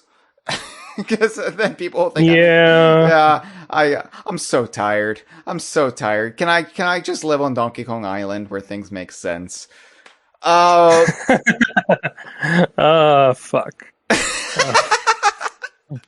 Let's cleanse the palate with another warmest regard. This time from another one of our friends, and a noted figure in the Donkey Kong fan community. Hi DK Vine, this is Ultimentality, or Courtney, your local fan artist and webcomic artist and streamer and retired mediocre speedrunner. Just wanted to wish the DK series a very happy 40th birthday, with hopefully many great games yet to come, and talk a little bit about what the series has meant to me as a creator. So obviously artistic inspirations come from a lot of sources, and it's always a simplification to point to any one thing, but that said, the DK series has been with me since I was about 5 years old, and I credit it for making me who I am today to a really large extent. It's the reason I truly fell in love with video games and the worlds and the characters in them. It's the reason I love pirates, and it's the reason I love crocodiles. And all of this forms a feedback loop, of course. As I've gotten older, my interests have expanded, but the more I love nature and video games, the more reason I have to come back to Donkey Kong Country and love it all the more. And one thing I really appreciate about the DK series is that, with a few exceptions, it's stayed far more grounded than a lot of platformer series, and it's always drawing its inspiration from the real world around us. Obviously told in a very whimsical and cartoony style, but it usually works with the animals and the natural elements that already exist on planet Earth. And I think that's what I love most about it, because our world is already amazing, and I think that's something that's extremely important to realize right now. And something that takes the fun and the challenge of video games and pairs it with a love of real-life animals is just perfectly suited to be my favorite thing, and it's encouraged me throughout my life to learn more about rhinos and ostriches and sharks and pirates, and you get it. So I'm always going to be paying tribute to that love in my art directly, because I really, really like to draw Kremlings, but recently I've realized that maybe the best way to pay tribute to something is to take all that inspiration and form it into something that's uniquely your own, yet wouldn't exist without your original sources. And that's what I've been considering lately. How can I take all these positives and all that love and happiness that I've gotten from inspirations like Donkey Kong Country and Banjo-Kazooie and Paper Mario and some other stuff that you probably don't care about, and craft all that into something new that will have a similar positive effect on others. It's a lofty goal, but going forward, I do want to carry that torch of what I call cartoony realism and, goofy, googly-eyed animals dealing with very human-feeling problems, and I want to see what I can do with that. And any good I provide to others through my work will just be a torch that I pass that was originally lit when I first came to Donkey Kong Island as a kid. So yeah, thank you Kongs, and thank you Kremlings, and thank you to the DK fandom for being such a generally good and positive chill place, and a place where I've met many of my best friends. So happy 40th, DK. Thank you, Courtney. And I think she has a great point too, about the nature and the celebration of our own planet with the Donkey Kong series. Mm-hmm. Because the hell with these billionaires who want to fly off into space and desert planet Earth. No, how about we fight for the planet Earth? It's a great place. You're not going to find a better planet out there on Mars? No. We've got ostriches here, Jeff Bezos. Here's what I've learned. Yeah. Jeff Bezos, here's what I've learned, is that as a kid, you think astronauts, neat, how cool. And then the reality is that space sucks. There's only rocks. There's only rocks and empty air in space. And actually not empty air. What do they call that? Lack of air? Space. Void. Yeah. Empty space. There's nothing in space but space and rocks.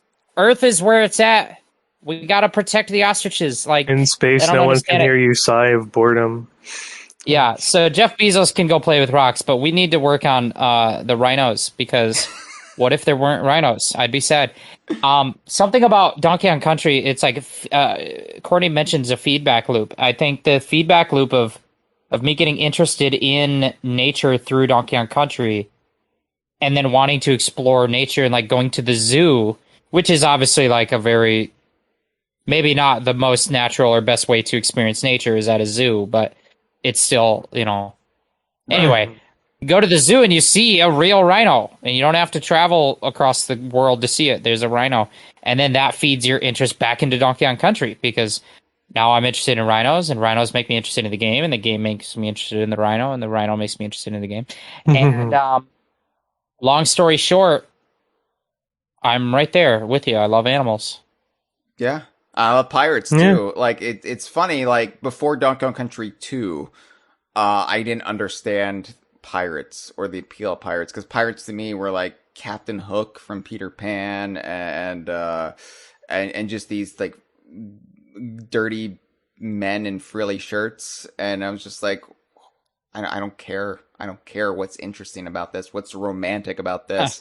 And then Donkey Kong Country 2 made them dirty crocodiles, and I was like, I get it now. These are awesome.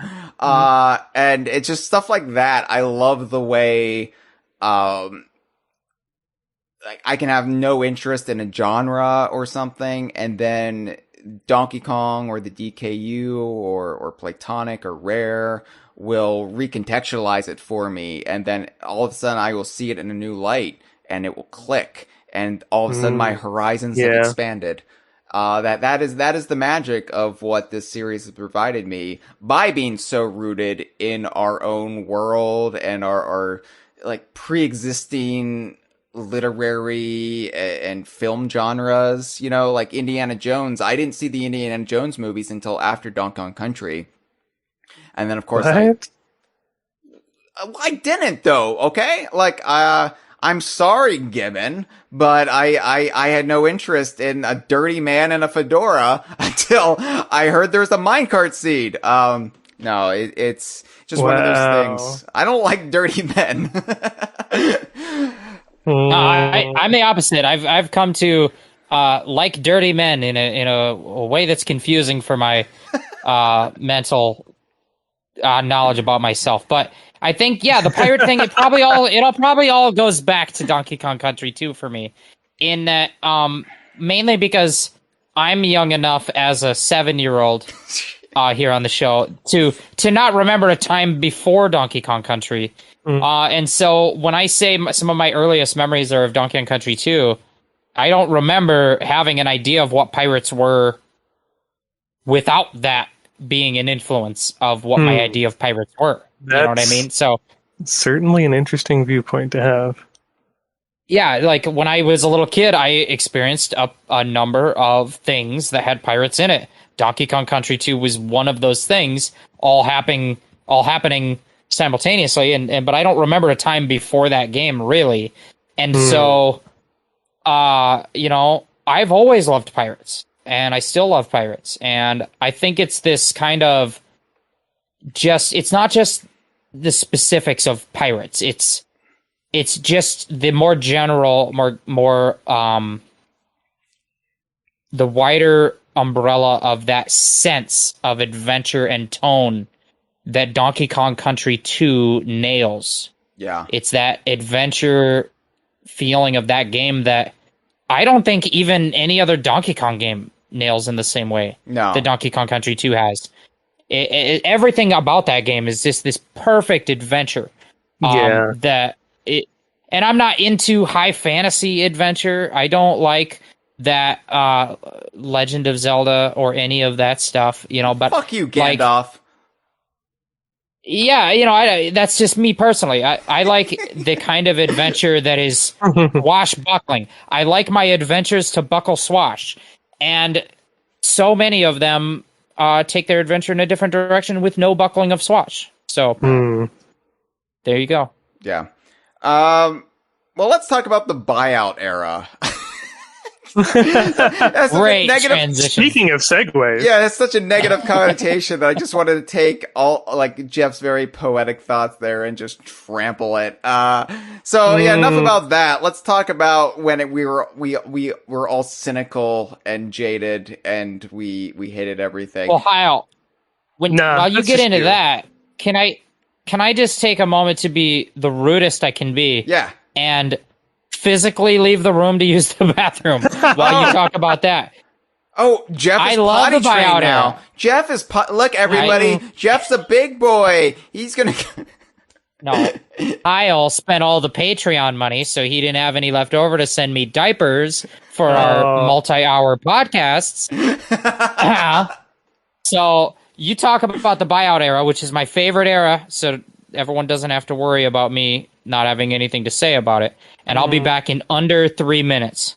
Okay, we're timing you. Go. The great part is this is live, and this is not getting edited out, so everyone knows when Jeff tinkled on a Friday night.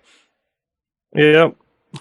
No, the Buyout Era, and this is going to be a segue too, as we discuss Donkey Kong's handheld legacy here. But I think the Buyout Era is an era that, in retrospect, that 2003 to 2010 roughly, of when Rare was purchased by Microsoft, but Rare was still making Donkey Kong games for the handheld. Yeah. And then Nintendo was like, well, let's just try everything for Donkey Kong and see what sticks. And that's not really the greatest strategy when it comes to like shoring up an identity for a franchise. But like it was, I think, an unfairly derided period where we were all just so worried about what was going to become the new status quo that we couldn't appreciate how good we had it at the time, where we had a plethora of Donkey Kong games really for everyone. Even if we didn't really view it in that context at the time, but we had Donkey Kong Country remakes by Rare. We had new games in the Clu Clu Land style by Payon that was basically fan porn for anybody who was a Donkey Kong Country fan. We had Nintendo EAD's take on a Donkey Kong platformer with Jungle Beat, which, I've really come around on in recent years. In the last decade, I get Jungle Beat now. I love Jungle Beat. It's never going to be my Donkey Kong platformer. It's never going to be on par with the country games. But, Jungle Beat's great. Jungle Beat's great fun. And we even had, sort of an arcade revival around this time with your favorite series, Gibbon, Mario vs. Donkey Kong. But I thought you were going to talk about the actual arcade revival where we started getting new Donkey Kong arcade games again. Say what? There were sort of spinning out of Jungle Beat. There were a few new Donkey Kong arcade games. Right, with that, the unfortunately named Donkey Kong Jungle Fever was one of them. Yep. Banana Kingdom and Jungle Fever. Yeah. That's a name. Yeah, there was a little bit of everything. Yeah. It's a name that didn't translate very well. But yeah,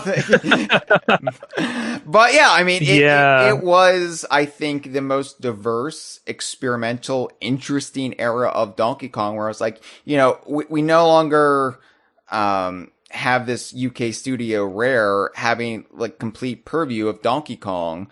Let's just do everything and see what works out. And as it turned out, the thing that worked out the best sales-wise was Rare's Donkey Kong Country. So they went back to that after a certain period of time. But I don't think that should be used as like ammo against any of these games. Obviously, DK Vine, like we've long championed the Payon games. And we came around on Jungle Beat. Even Donkey Konga has its fans. Donkey Konga, for me, is a game that would be more interesting if they actually had Donkey Kong music in it. But it's still one of the few appearances of Ellie the Elephant outside of Donkey Kong Land 3, or after Donkey Kong Land 3. So, I can't completely turn up my nose towards Donkey Kong. I think one thing that the Donkey Kong fandom often sort of gets lost in the weeds on, because we're so tunnel visioned, is that this wasn't going on with just Donkey Kong. During the GameCube era, Nintendo was really experimental with like all of their major properties.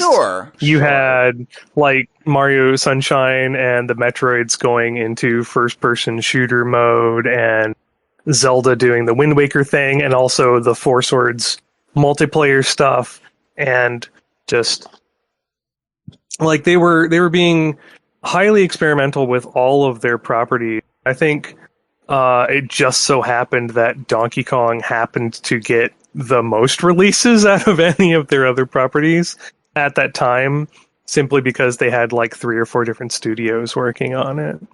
So, yeah, it was a very bountiful time for us, even if there weren't any like quote unquote conventional Donkey Kong Country games coming out during the period. Yeah, aside from the remakes, obviously. I hear a misnomer a lot from the broader Donkey Kong fandom that there was no mainline Donkey Kong game for the GameCube. And I'm like, no, it was Jungle Beat. Jungle Beat was the main Donkey Kong game in that era.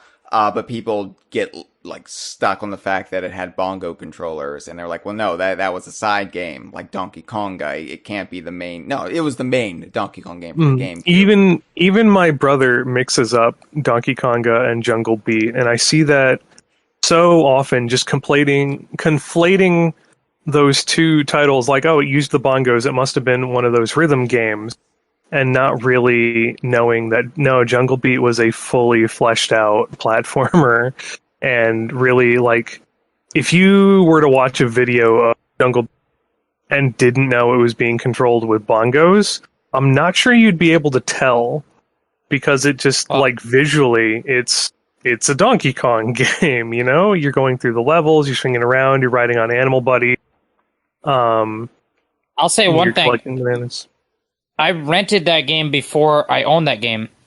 And on my playthrough on the rental week. Oh, hey, by the way, I'm back from peeing. I'm back. Hi. How was it, That Jeff? took you 5 minutes. No, I've been quiet for a while. Jeff, how I didn't was want it, to though? Was it good? Wet. No, it's good. No real problems. I washed my hands and everything.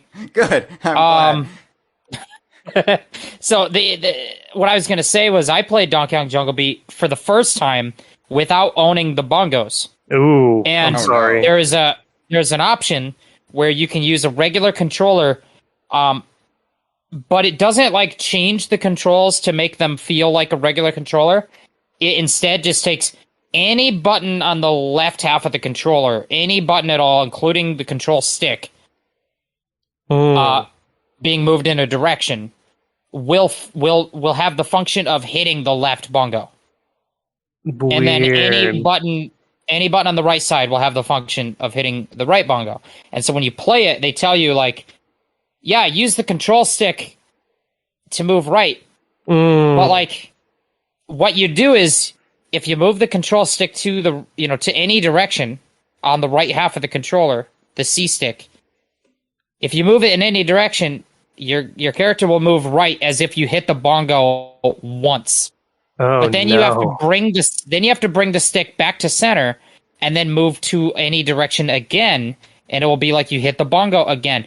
And if you don't already have baked into your brain the way the bongos work, this is completely alien to how you would think a platformer operates. I think that I should be able to hold the stick in a direction and I'll keep moving.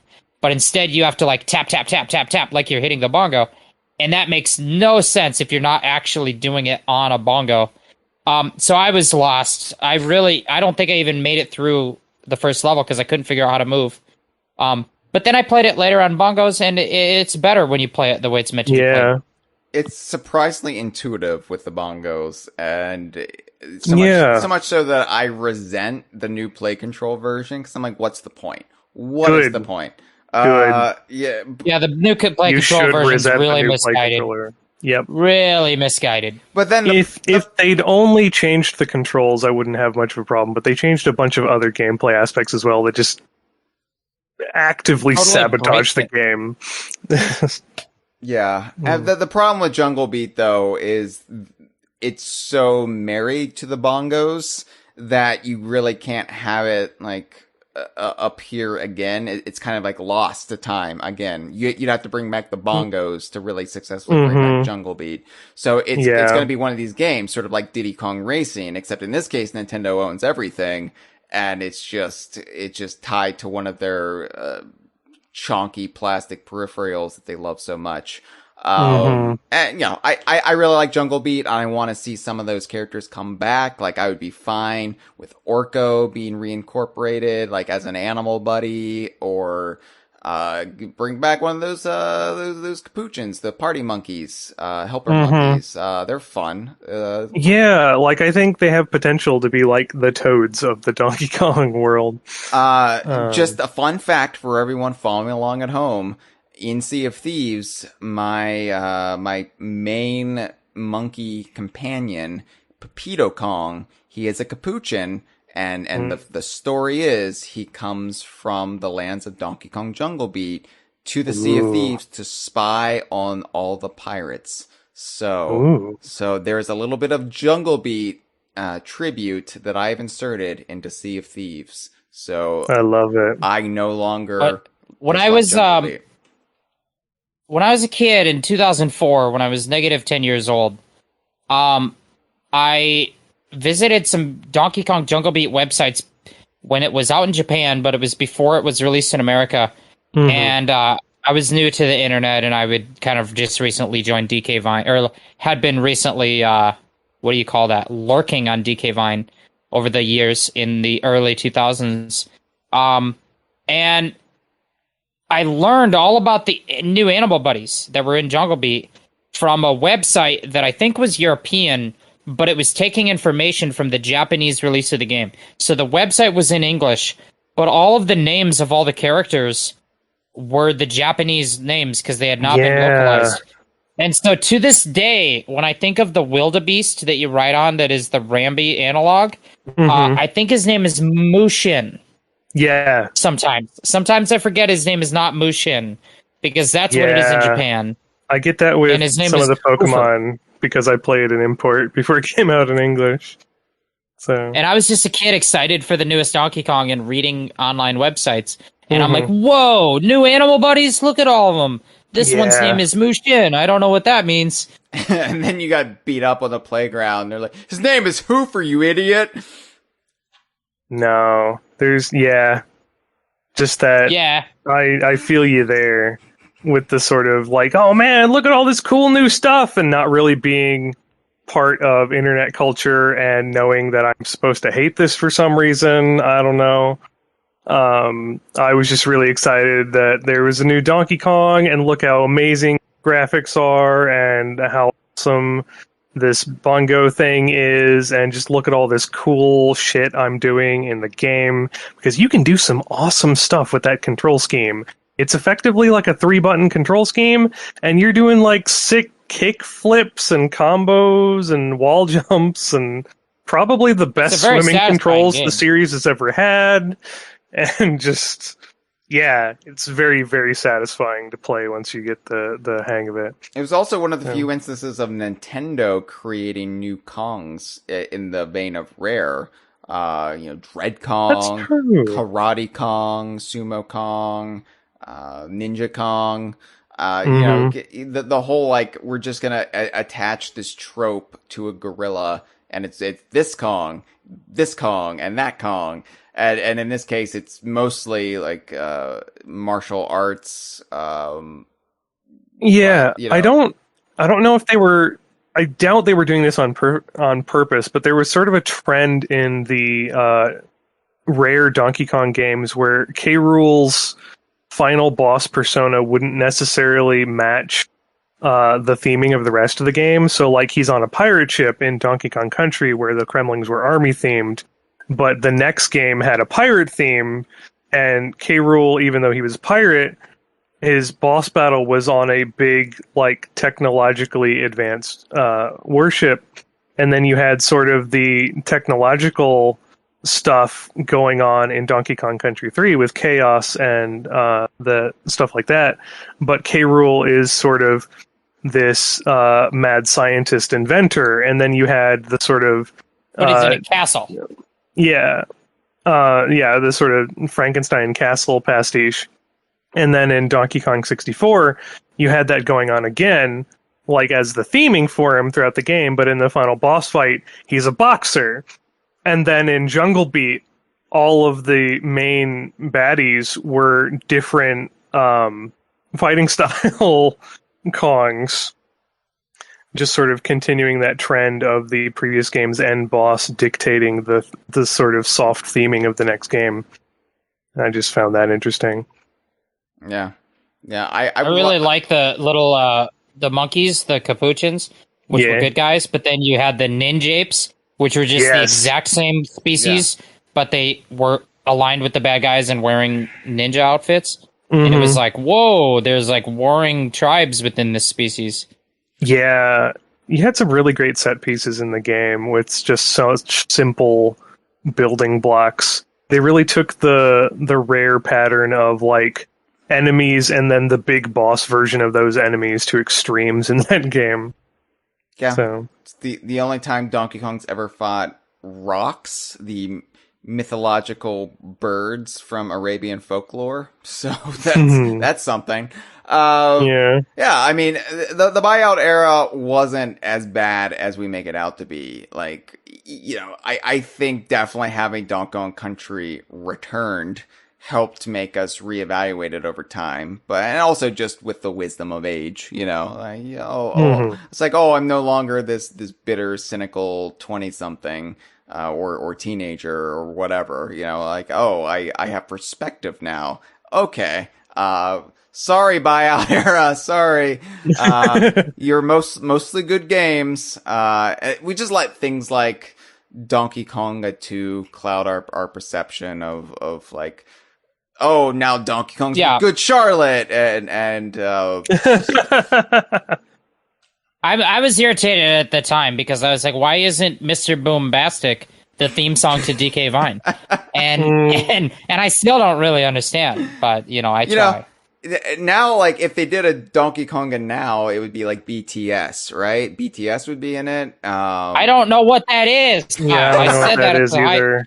I said that at the top of the show. I don't know what anything is. They have a new album out today called Butter, and I don't know why it's called Butter. You made that up. No, look it up. They have an album out today. I refuse. You made that up. I'm not verifying this. Speaking of butter, I did promise our friend and DK Vine staffer, Andrew / Special Agent Ape, I promised him that I would tell you, Hyle, that you are a snack. Oh, thank you. I don't know if that was a good segue, but now it's been said, so I can't be yelled at. Okay. I like to think of myself as snack. Jeff, that is the creepy thing you like to say, though. That's like one of your catchphrases is like you refer to somebody as a snack or a snack and a half. Wait, who, me? Yeah, you do it all the time. No, I do not. You do too. I do not do that all the time. If you find them especially attractive, you say they're a snack and a half, which I say a lot of things are something and a half. That I do say. So I'm just calling you out right now, Jeff. This is your intervention. You need to stop. like Donkey Kong Country 2, that was a soundtrack and a half. This is true. But that I do say. I don't think I overly call people snacks unless they deserve it. Well, speaking of Donkey Kong Country soundtracks and a half, and say new soundtracks for a handheld counterpart, a remake of a previous game, I want to talk about Donkey Kong's handheld legacy. Segue. You're welcome. But let's have a warmest regard. It's been a while since we've had one of these warmest regards from someone who contributed to Donkey Kong's handheld legacy. Segue. Hello, this is Jens Rastomeier from Playtonic. I worked on the Game Boy Color version of Donkey Kong Country and Diddy Kong Pilot for Game Boy Advance, and I'm here to wish a happy 40th birthday to Donkey Kong. So that is Jens, the seldom heard from rare veteran, now at Playtonic, who, of course, worked on Donkey Kong Country for Game Boy Color and Diddy Kong Pilot, so friend of Redneck Kong. Friend of Redneck Kong. You know, you really threw me for a loop there because you started talking about soundtracks, and I was like, "Well, which clip is he gonna play?" But now I'm caught up. I'm on the same page. We're gonna There's talk. No loop to be thrown. We talked a little bit about the handheld games from the Buyout Era because that is really for me like when the handheld DKU games were just at their absolute height. You had that handheld team at Rare. You had all of these games coming out, both the Donkey Kong Country remakes and like Grunny's Revenge and It's Mr. Pants, and it was just like a mark of quality for all of those games. I adore them. But Donkey Kong's handheld legacy extends far beyond that. You know, we talked about Donkey Kong 94 and its importance, but we didn't talk about Donkey Kong Land and that trilogy all that much. And I would like to do that a little bit. Talk about Donkey Kong Land, talk about the remix, talk about Payon's games a little bit here. Because to me, the Donkey Kong series wouldn't be as interesting as it is without all of those handheld counterparts to the console games, and for sure. Like they added so much, especially that original Donkey Kong Land game. That is just Paul Magachek, who is still at Rare today, and was with the architect of Stop and Swap, also the lead programmer on Donkey Kong Land. And so it's always interesting to hear his perspective on Twitter about the game.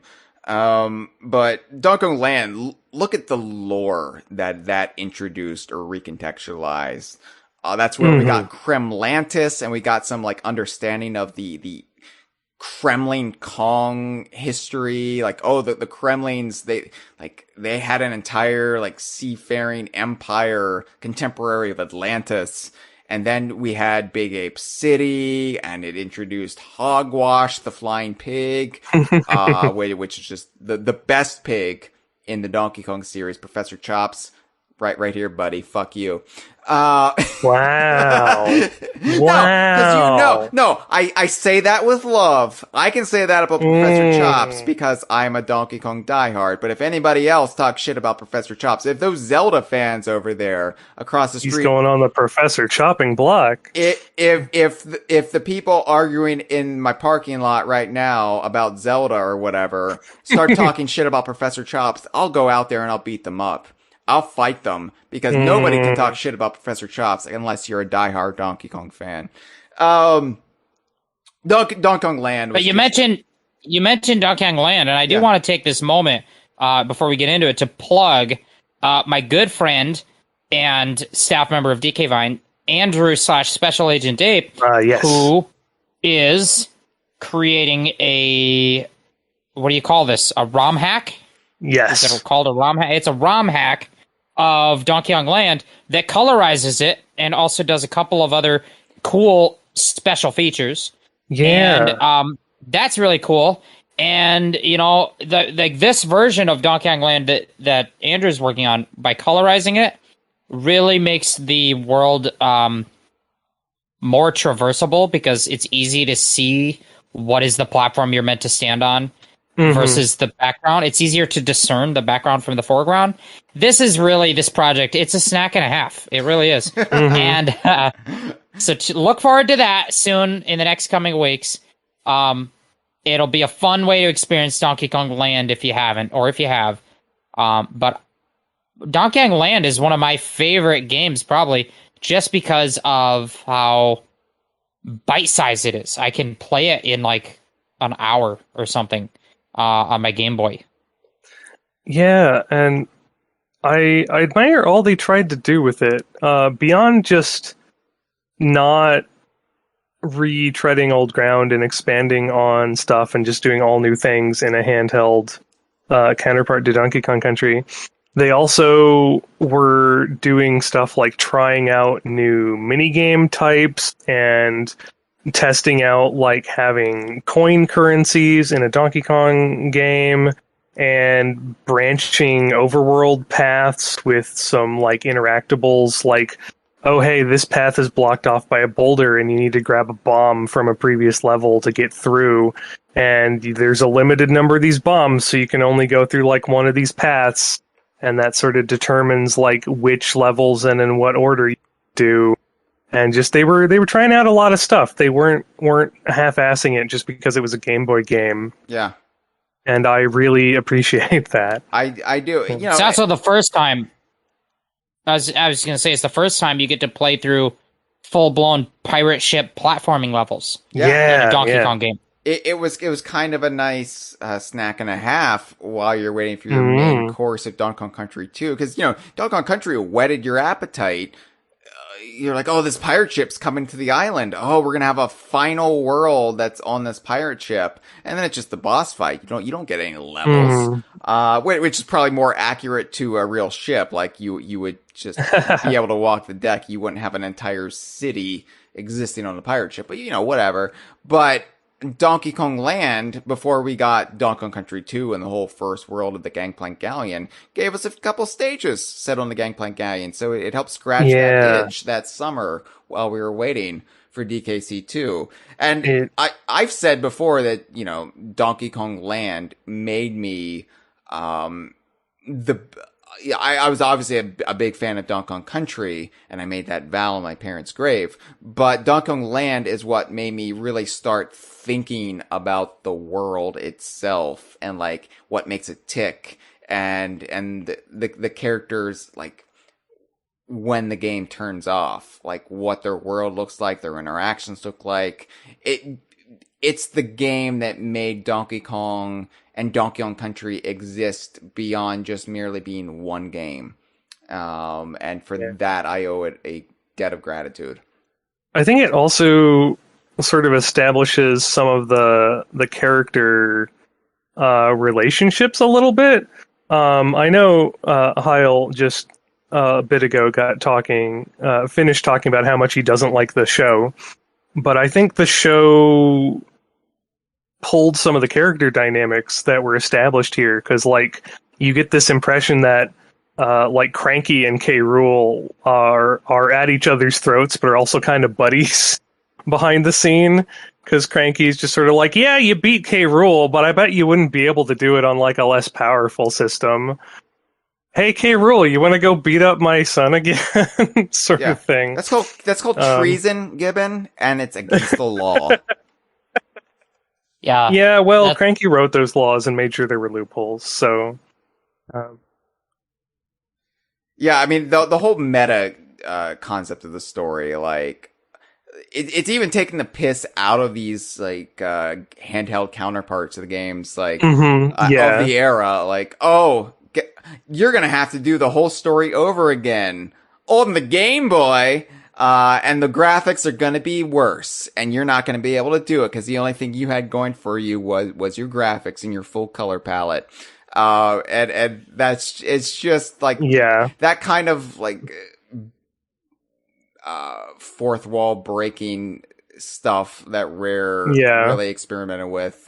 It's still just so fantastic. It gives Donkey Kong Land this agency that I don't think a lot of gamers really realize it has, outside of Donkey Kong Country. They think it's just Donkey Kong Country, but scaled back. And then it's not. It is a completely different experience.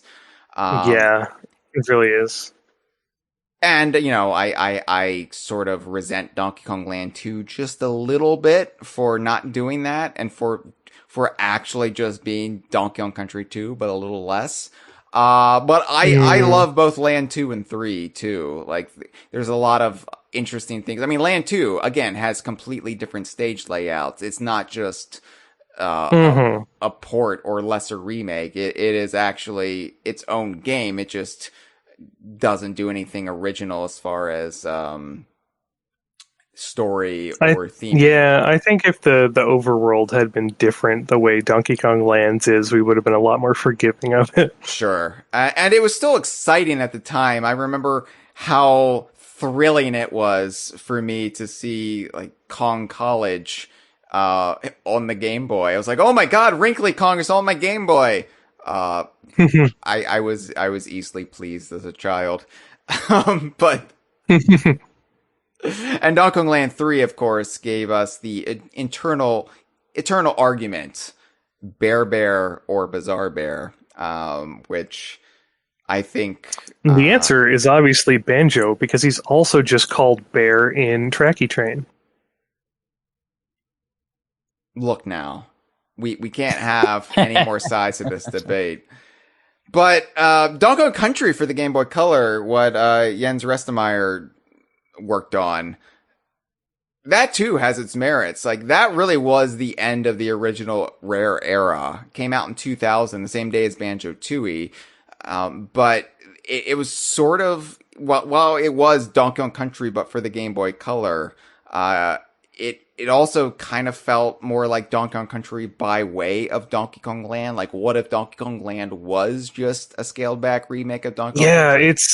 It's very much like a Donkey Kong Land accompaniment to DK64. It's got the DK with the barrel menus, and it's got mini games in there and stuff. And it's a really, really good pocket version of Donkey Kong Country. Like, it's surprisingly faithful to the original game while also having just a bunch of new and interesting stuff in it. For no reason whatsoever, it has one new level, Necky Nutmare. Yeah. Just here you go. One new level. Here's another cave stage. Bet you want another cave stage. It's got hidden like photo book collectibles throughout the levels that you need to use DK's hand slap to find. It's got the new like sort of side island chain that has like that mini game level progression culminating in another K-Rool boss fight by way of the ship's cannons. Yeah. It's there's just a lot going on there. Yeah, I think it's more interesting than the Game Boy Advance remake of Donkey Kong Country. Hard agree. Yeah, and I think it's kind of been lost betwixt the two Donkey Kong countries, the SNES version and the Game Boy Advance. And nobody really talks about the Game Boy Color version, but for me, like that's one where you could also like legitimately like make the case that yeah, it is the Donkey Kong Land to Donkey Kong 64. It is kind of like the coming full circle of the original Rare era. Definitely underrated for sure. But you know, I mentioned that the Game Boy Advance remakes for Donkey Kong Country, they meant way more than we even realized at the time, because they were the most consistent sellers for the Donkey Kong brand during the Buyout Era, and was sort of what led Nintendo to decide to just have that be the direction of Donkey Kong. And then they went to Retro Studios. It's like, hey, you want to make Donkey Kong Country? And that's how we got Donkey Kong Country Returns. Like the whole strife that we felt as fans at DK Vine, at least during the Buyout Era, it was all taken care of. Just, you know, Donkey Kong Country was still a viable brand. It didn't. Yeah, the critics turned on it. Yeah, the mainstream gaming press talked shit about it. It was still popular, though. It was still popular with the mainstream crowd. So, and now we've come back around to the point where the people who grew up with Donkey Kong Country have become the mainstream gaming press, and now the critical opinion has swung back around to, no, they're great. Yeah. So I know we have a couple DK Vine community members whose first experience with the Donkey Kong Countries was on the GBA. Yeah. And it's just, yeah, was keeping the flame alive. And, you know, while we're talking handheld. Yeah. Sorry, go ahead. No, talk about your handheld. I was going to say, I really want to sing the praises of specifically King of Swing. Sure. Which, it was not a Rare game, but in that same era when you're getting all these cool, rare handheld games like Grunty's Revenge and Saberwolf, GBA, and It's Mr. Pants, and the handheld Game Boy Advance Donkey Kong Countries, the pay-on games with King of Swing and Jungle Climber were keeping that spirit of Donkey Kong characters alive, too. And King of Swing, when you revisit it, it's such a charming game because of its 2D sprites, whereas obviously the country games were 2D sprites, but they were the kind of ACM 3D graphics rendered into sprites. But it's really like the only thing that's like Rare's style of Donkey Kong characters, but rendered in actual like 2D sprites, like hand-drawn or whatever you want to call that. And it's such a cute, charming little game, and a lot of fun characters returning in it for no reason. Like the tutorial in it is like Cranky Kong tells you how to do something, and the ghost of Wrinkly Kong shows you how, and it never explains why there's a ghost here. If you haven't played DK64, if you don't know who this character is, there's just no explanation for why there's a ghost telling you what to do.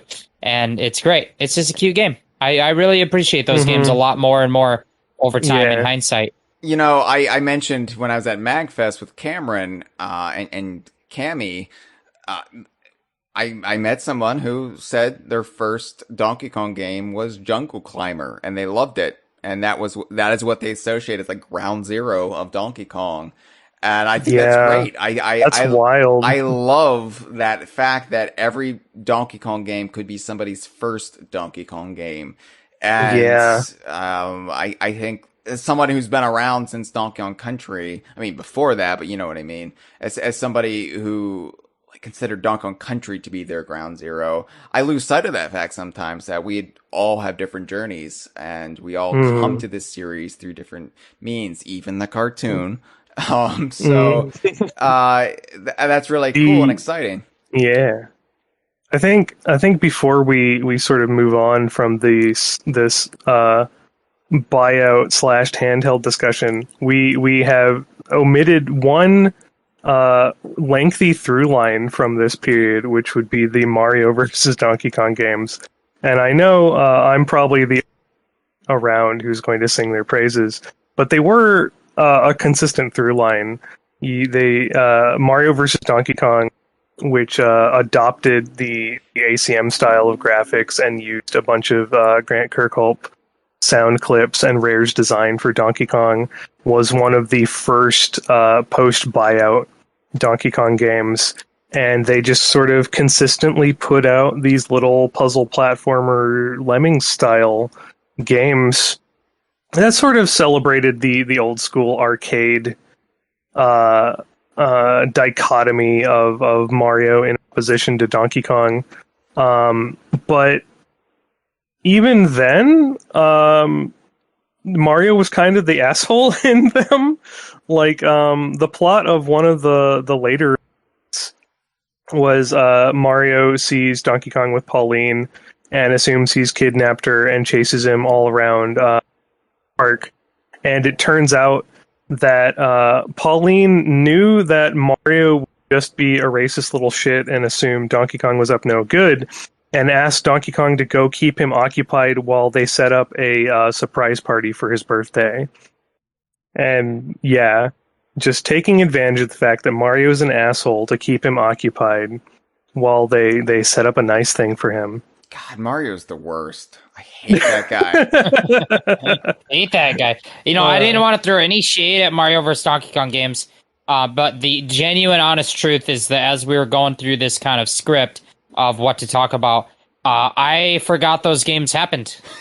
I know, buddy, but I wasn't going to let that go by, so don't worry about it. It was not meant to be offensive. It was just purely, I totally forgot they existed. I never played any of them. They came out like every year.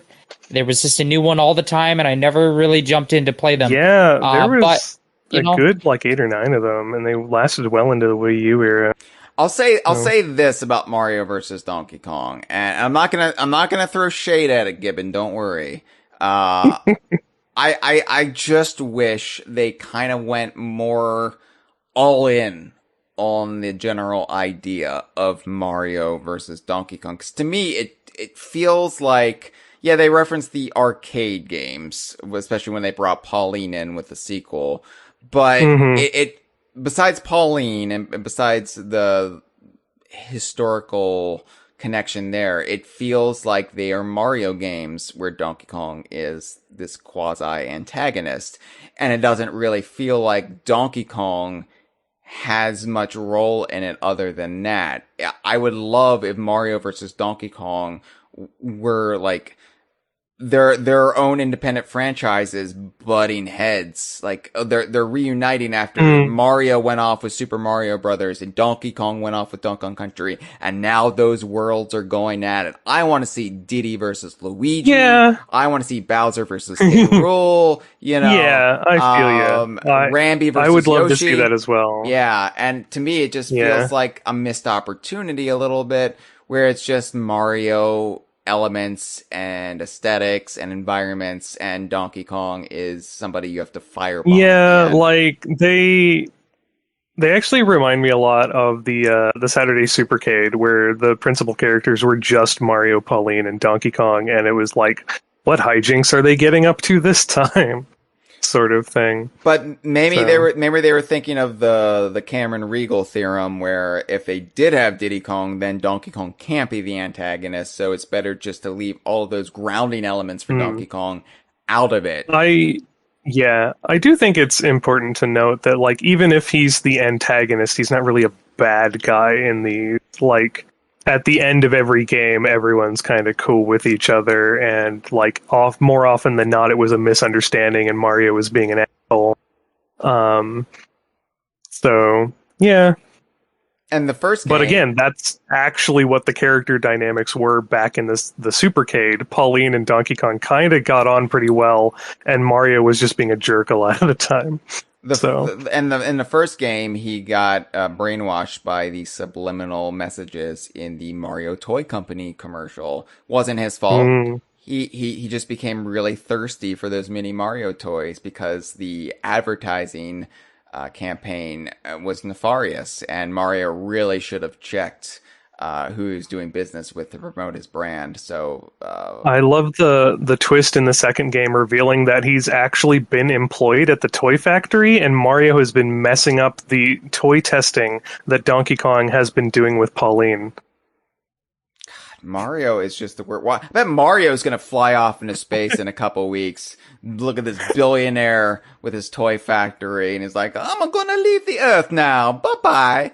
I mean, he did that already. That's what Mario Odyssey is about. The new Rabbids game is going to be that. Mario's abandoning the Earth. Oh, wow, you're right. He's doing it again. Yeah. Because he doesn't care about the ostriches. I hate that guy. Anyway, so... One really cool thing about the handheld era, especially during the Buyout Era, is Donkey Kong Country 3, for myriad of reasons, got a new soundtrack. And at the time, we thought it was going to be the last time we would ever hear new Donkey Kong music from our next warmest regard. And this will help also segue into the next era of Donkey Kong. Please, let's give it up for Mr. David Wise. Hello, David Wise here, music composer for Donkey Kong Country 1, 2 and Tropical Freeze, and I'd like to wish Donkey Kong a very happy 40th birthday. He forgot to mention Donkey Kong Country 3 for Game Boy Advance. Did Short, sweet, to the point. Did that not happen? Did Wikipedia steer me wrong? Oh no, I better change Wikipedia. Thank you, David Wise. So that's also the first appearance of David Wise on the Kongversation. We've never had him for an interview. So that's kind of like when Smash Brothers adds a Mii costume, and you're like, ooh, that's a little taste of it. That's your David Wise Mii costume on the Kongversation. Costume, yeah. We'll get him as a real fighter one of these days. And we don't mean David Wise. We don't mean David Wise, the cartoonist who made the pilot for the Battletoads cartoon, among many other great cartoon shows, who's deceased. So we don't mean him because he's not alive. He wouldn't make sense to have him on the show, would it? No, it wouldn't, Jeff. I don't know. Hyle's been kind of a miracle worker with these guest call-ins. So I didn't get Miyamoto though. How good can I be? Well, we don't know that yet. He could still show up by the end of the episode. Yeah, Shintaro Furukawa shows up to finally talk about Mario Golf for Game Boy Color, and 2 years too late. So, anyway, let's talk about the Donkey Kong Country 3 for Game Boy Advance. The whole trilogy did so well that Rare itself, they're like the handheld team, they wanted to do Donkey Kong Country 4 for the Nintendo DS.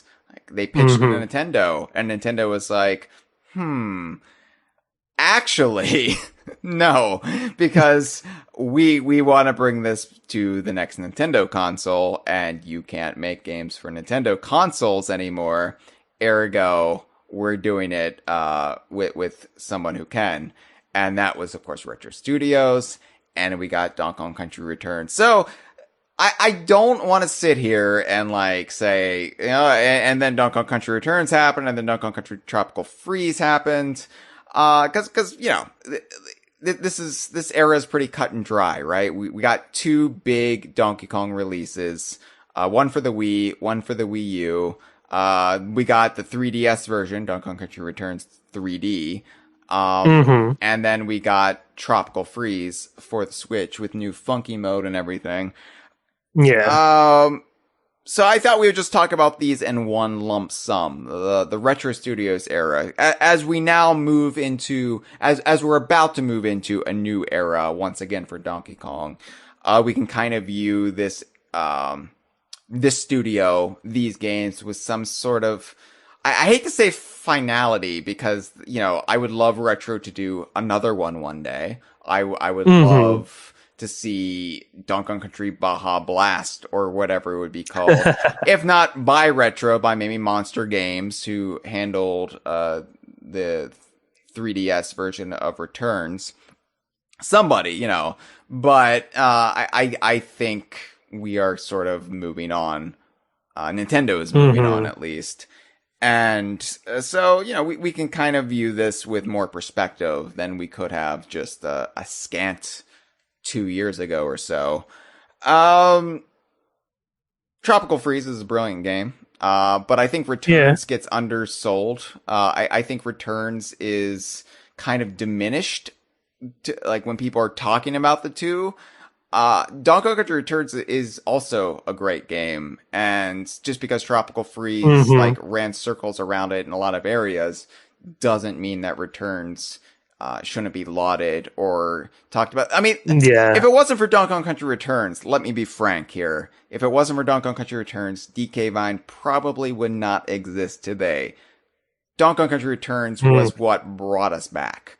Donkey Kong Country Returns is what made us reinvest in the community, in the fandom, at a time when we were sort of, I say me and Chad, and we were sort of drifting away from DK Vine and that chapter in our lives. And it's what pulled me back full time. And I was like, I'm going to be a Donkey Kong journalist. That's going to be my life. So I love Donkey Kong Country Returns. I think it's kind of underrated now in light of Tropical Freeze. But obviously Tropical Freeze does everything so much better too. So I think they're very different experiences. Like Tropical Freeze has less levels, but they're all super long. Like a Tropical Freeze level is the length of like 3 Returns levels. So you can, I think the handheld version of Returns is actually really good for it because it's a great game to just sit down and play through a level or two while you're waiting for something else or you're on the bus or whatever. And it's, I don't know, I've played Returns and Returns 3D so many times, and I find when I just need something to play for a bit that I return to Returns, a bit more often than I do to Tropical Freeze, because Tropical Freeze is a bit more of an investment to sit down and play. That's a valid point. I think they, You know, for myself, I think that Tropical Freeze improves on Returns in so many very specific ways, like very targeted, recognizing a flaw that then gets directly addressed. And in spite of that, you have to give credit to Returns because those flaws wouldn't have been addressed if there wasn't the first game to come out and have the flaw. And I'm not going to come on here on this like celebratory 40th anniversary episode and talk badly about Returns, which was at its moment in time one of the most celebratory and exciting moments to be a fan of Donkey Kong in the history of these 40 years. If you want to hear me and Hyle talk negative about Donkey Kong Country Returns, you can tune into the Kongversation episode 909 about Crash Team Racing. Wow. That's not this episode, though. This episode is fondly looking backwards. And honestly, it's one of my fondest memories of being a video game fan, maybe ever, is the reveal of Returns at E3 2010? Yes. Yeah, it was such a good reveal, too. Wow, when I was like negative 2 years old. And that was just an unreal moment in time to be a fan of Donkey Kong. So exciting. The game coming out,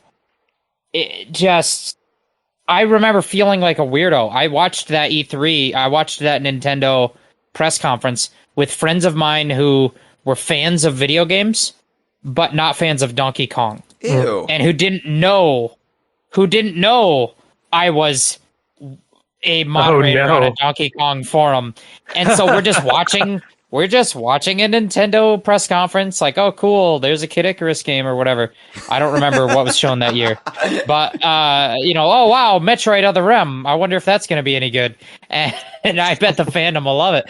And then the Donkey Kong part happens, and I just went fucking crazy. And my friends looked at me like I was crazy.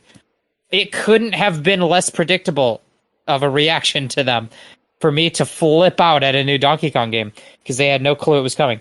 And then playing the game. I'd come into school. I was in school, and I'd come into school like, oh, I played the first 2 worlds of the new Donkey Kong game. I want to talk about it to my friends. I'm like, man, those crab bosses in the second world with the pirate hats, pretty fucking crazy, right? And everyone would be like, what the fuck are you talking about? Nobody here is playing the new Donkey Kong game with you. We're not playing that. And I'm like, yeah, man, it's crazy. You can use Diddy Kong's jetpack from Donkey Kong 64. Isn't that wild? And they're like, what the fuck are you talking about?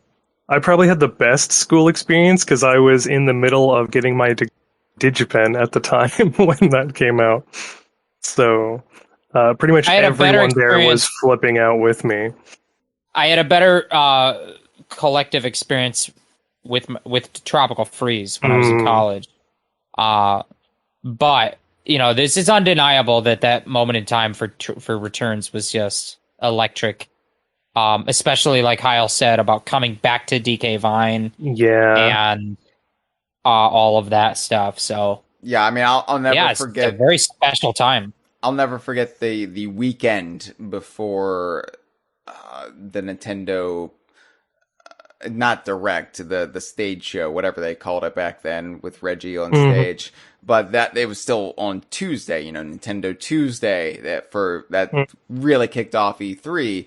But the weekend before, that's when it started to leak. And not just from like internet leakers like you have today, but like IGN was basically saying Retro is doing Donkey Kong without saying in so many words, Retro is doing Donkey Kong. They would say Retro's new game is gonna barrel you over. Like, you're gonna go bananas. You're gonna go ape for what Retro's working on.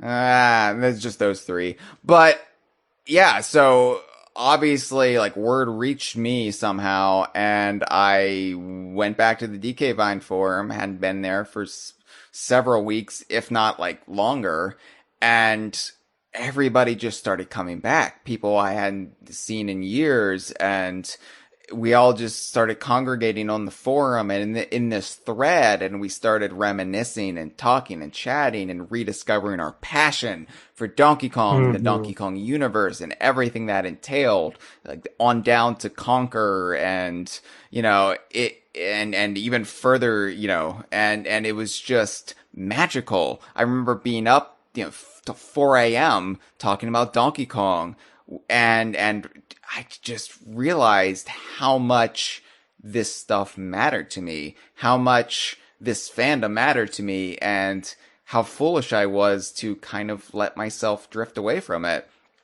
And then it was all building up to that Tuesday, and as soon as Reggie said the now immortal words, if you listen, you can hear it coming, it was just like a turning point in my life, and all of our lives, really. It's just one of those moments you will never forget. The boomers never forget where they were when JFK was assassinated. For us, lower stakes, but still all the same.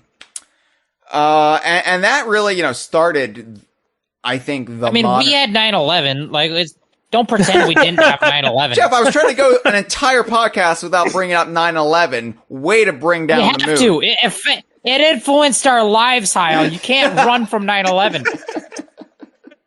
For once, I would like to have a conversation that doesn't just devolve into chat about 9/11. It was the death of our innocence, Hyle. We watched the world change before our eyes on the television screen. It wasn't as significant as Michael Jordan's second retirement. My dad was in the air. Wow, what a little anecdote. So, Donkey Kong Country Returns started the trend of that was a callback to the last episode, Jeff. Listen to the damn podcast. Donkey Kong Country Returns started this series of little monumental moments. We got Donkey Kong Country back. We got Donkey Kong Country back, right?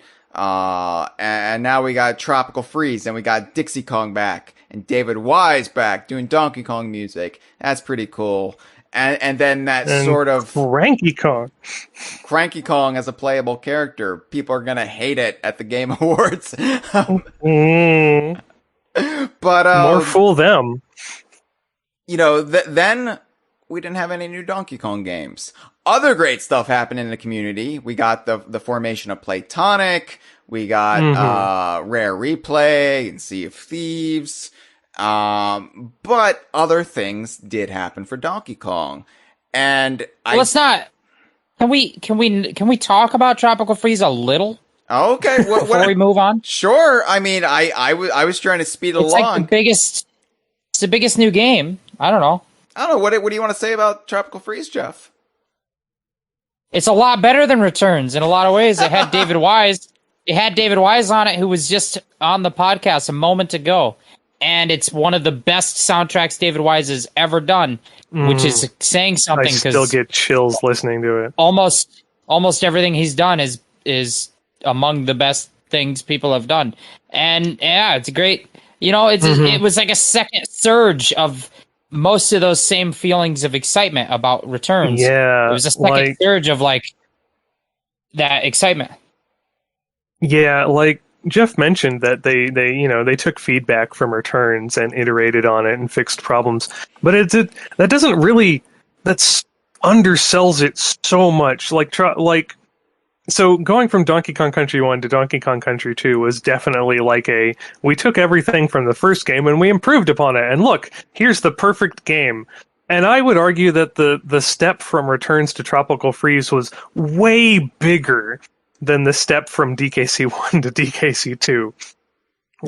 They didn't just take everything and improved it. They made it so much better and more so. And they went all in on environments and set pieces. And they heard the complaints about the tikis, and they gave us the snowmads, which are just so full of life and personality and diversity. And yeah, they're not Kremlings, but you know what? Who fucking cares? They're fucking awesome. They're great.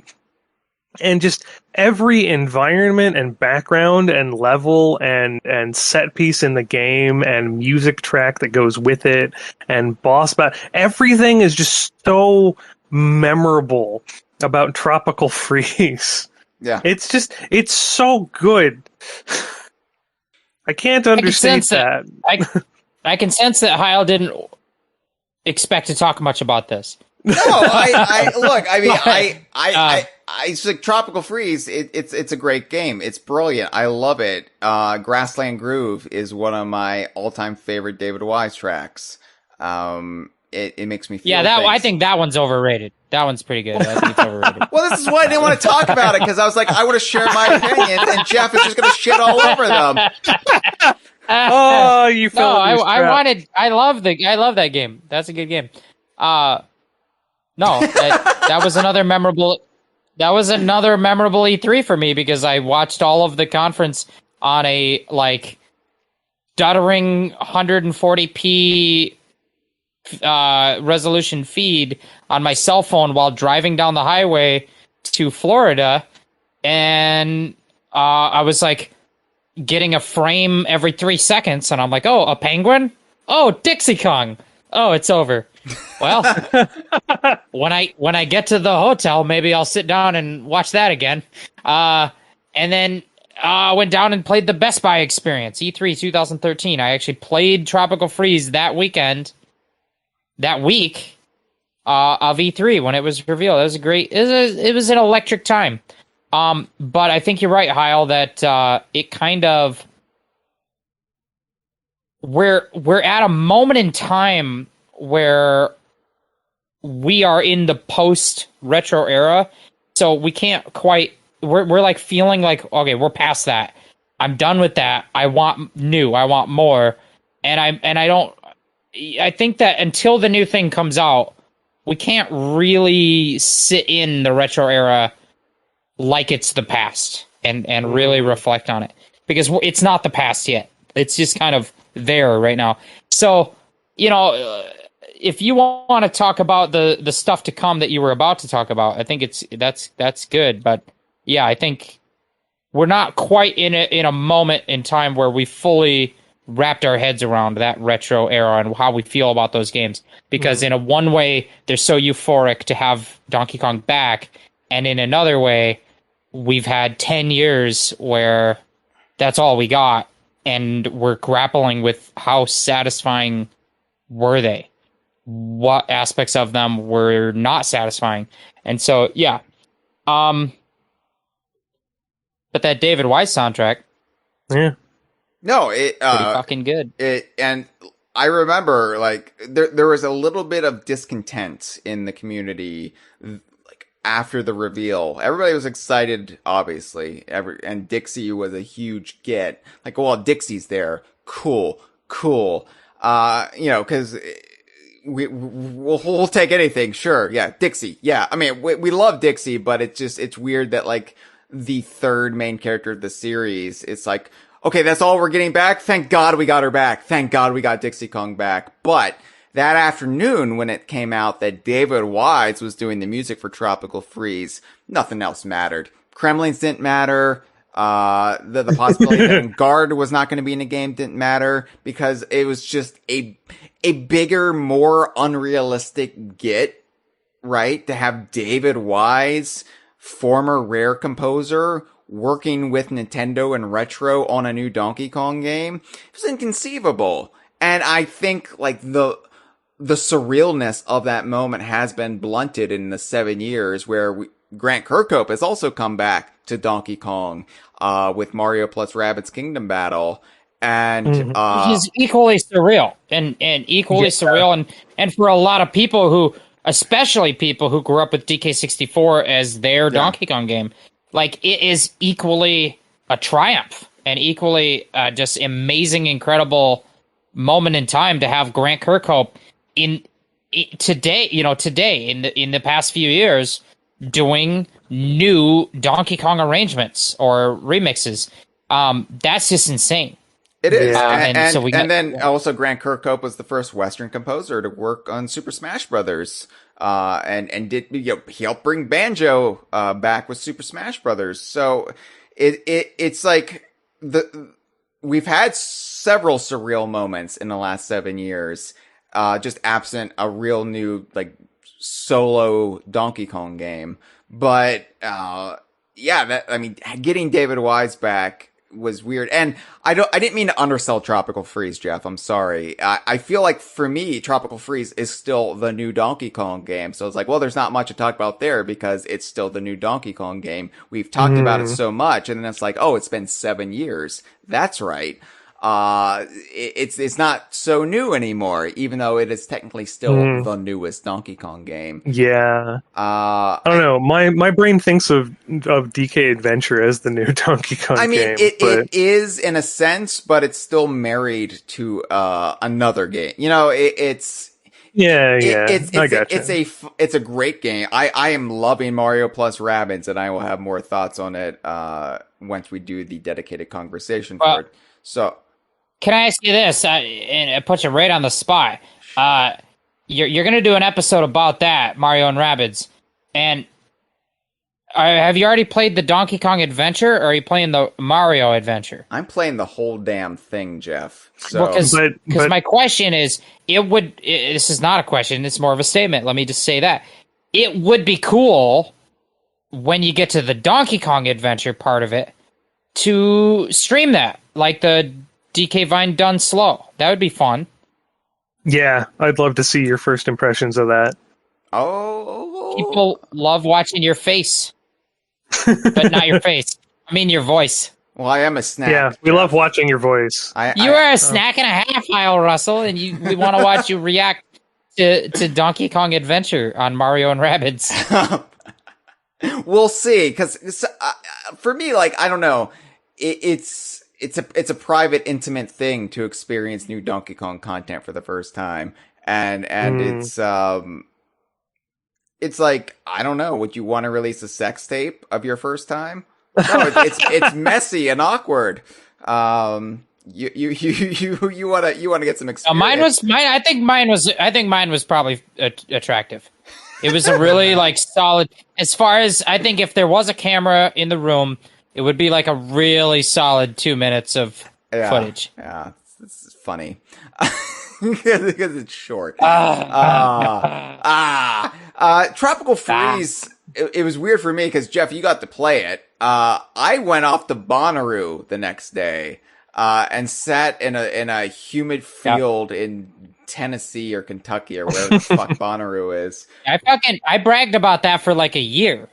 It was like my one thing I did. Yeah. I was the only guy on DK Vine that had played Tropical Freeze. I saw Paul McCartney in concert that weekend, but aside from the Paul McCartney thing and me getting sunstroke, I was just thinking about the penguins, the new Viking penguin baddies, and I was like looking at footage on my phone from like the canyon stage where like with the 3D camera element. That's the one I played. Yeah.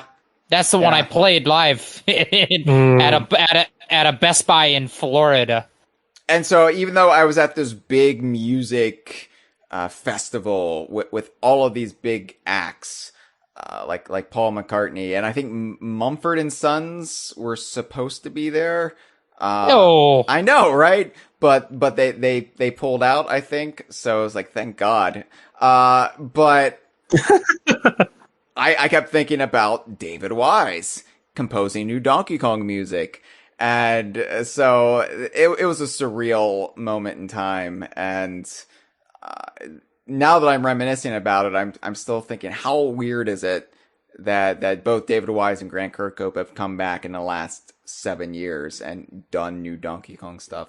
Just weird. But now we just need Novakovic. I know, right? And Graham Norgate. Yes. Who did the Donkey Kong Land stuff. And have Robin Beadland come in and do one Funky Kong song and then leave. The last 7 years, though, I mentioned the surreal moments before Jeff made me double back and talk about Tropical Freeze some more, which we should have. You're right, Jeff. You're right. All due respect to Tropical Freeze. Love you, Professor Chops. Mwah. Even though we haven't had a new full game in the last 7 years, we did have a moment that was on par with If You Listen, You Can Hear It Coming. And it's true. Of course, I'm referring to, well, we had two, 2018, August 2018, we got the return of King K-Rool, in Super Smash Bros. Ultimate. We got the trailer, the Rivals trailer.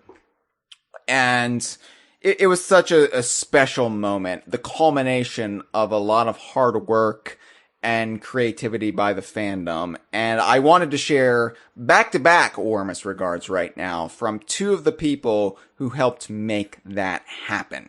So here we go. We're just going to cede the floor to them, and then we will share our thoughts about that special trailer and moment in time.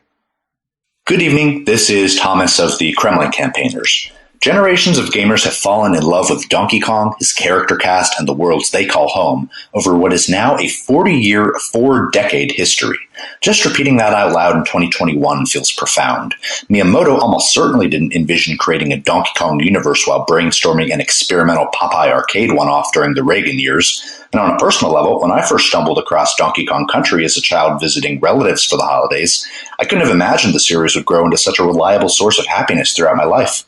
Much of that happiness has come from befriending so many wonderful people that being an online Donkey Kong fan has put me in a position to meet. Since starting the old K-Rool Smash support thread in 2012, I've been struck by just how many different walks of life DK fans come from, and how we all took our own unique paths into the fandom. We might all collectively tear up laughing over a reaction gif on dkvine.com, or mobilize to hashtag #CrocTheVote. But each person might have started as a child of the Game Boy Advance era, or as a DK64 memer who later went back to play the games in earnest, or a Wii gamer who revisited Rare's classics after playing Retro's modern takes, or anywhere in between. Whatever the case is, we're all Donkey Kong fans, and it's a privilege to count myself among you. I'm sure I'm not the only one waiting at the edge of my seat to see what exactly it is Nintendo EPD's Donkey Kong fans are cooking up next to kick off the next 40 years. If you listen, you can hear it coming. Eric here of the Kremlin Campaigner with a short little message for Donkey Kong's 40th anniversary. Donkey Kong is a series that has meant so much to so many people, including me personally. I've struggled with depression and various other insecurities, and Donkey Kong has been with me every step of the way. For the past 40 years, he's been with thousands of other people too. Donkey Kong's popularity in the arcade made Nintendo a household name, but with its groundbreaking visuals and unparalleled sense of immersion, Rare's Donkey Kong Country series cemented Donkey Kong as an iconic brand, rather than just a one-off from the 80s. The series has had its ups and downs, but the fanbase, the people on DK Vine and elsewhere, they've kept the spirit alive even when Nintendo themselves could not. It is because of you, your love, and your passion for the series that Nintendo has bigger plans for Donkey Kong than they've ever had at any point in the past 40 years.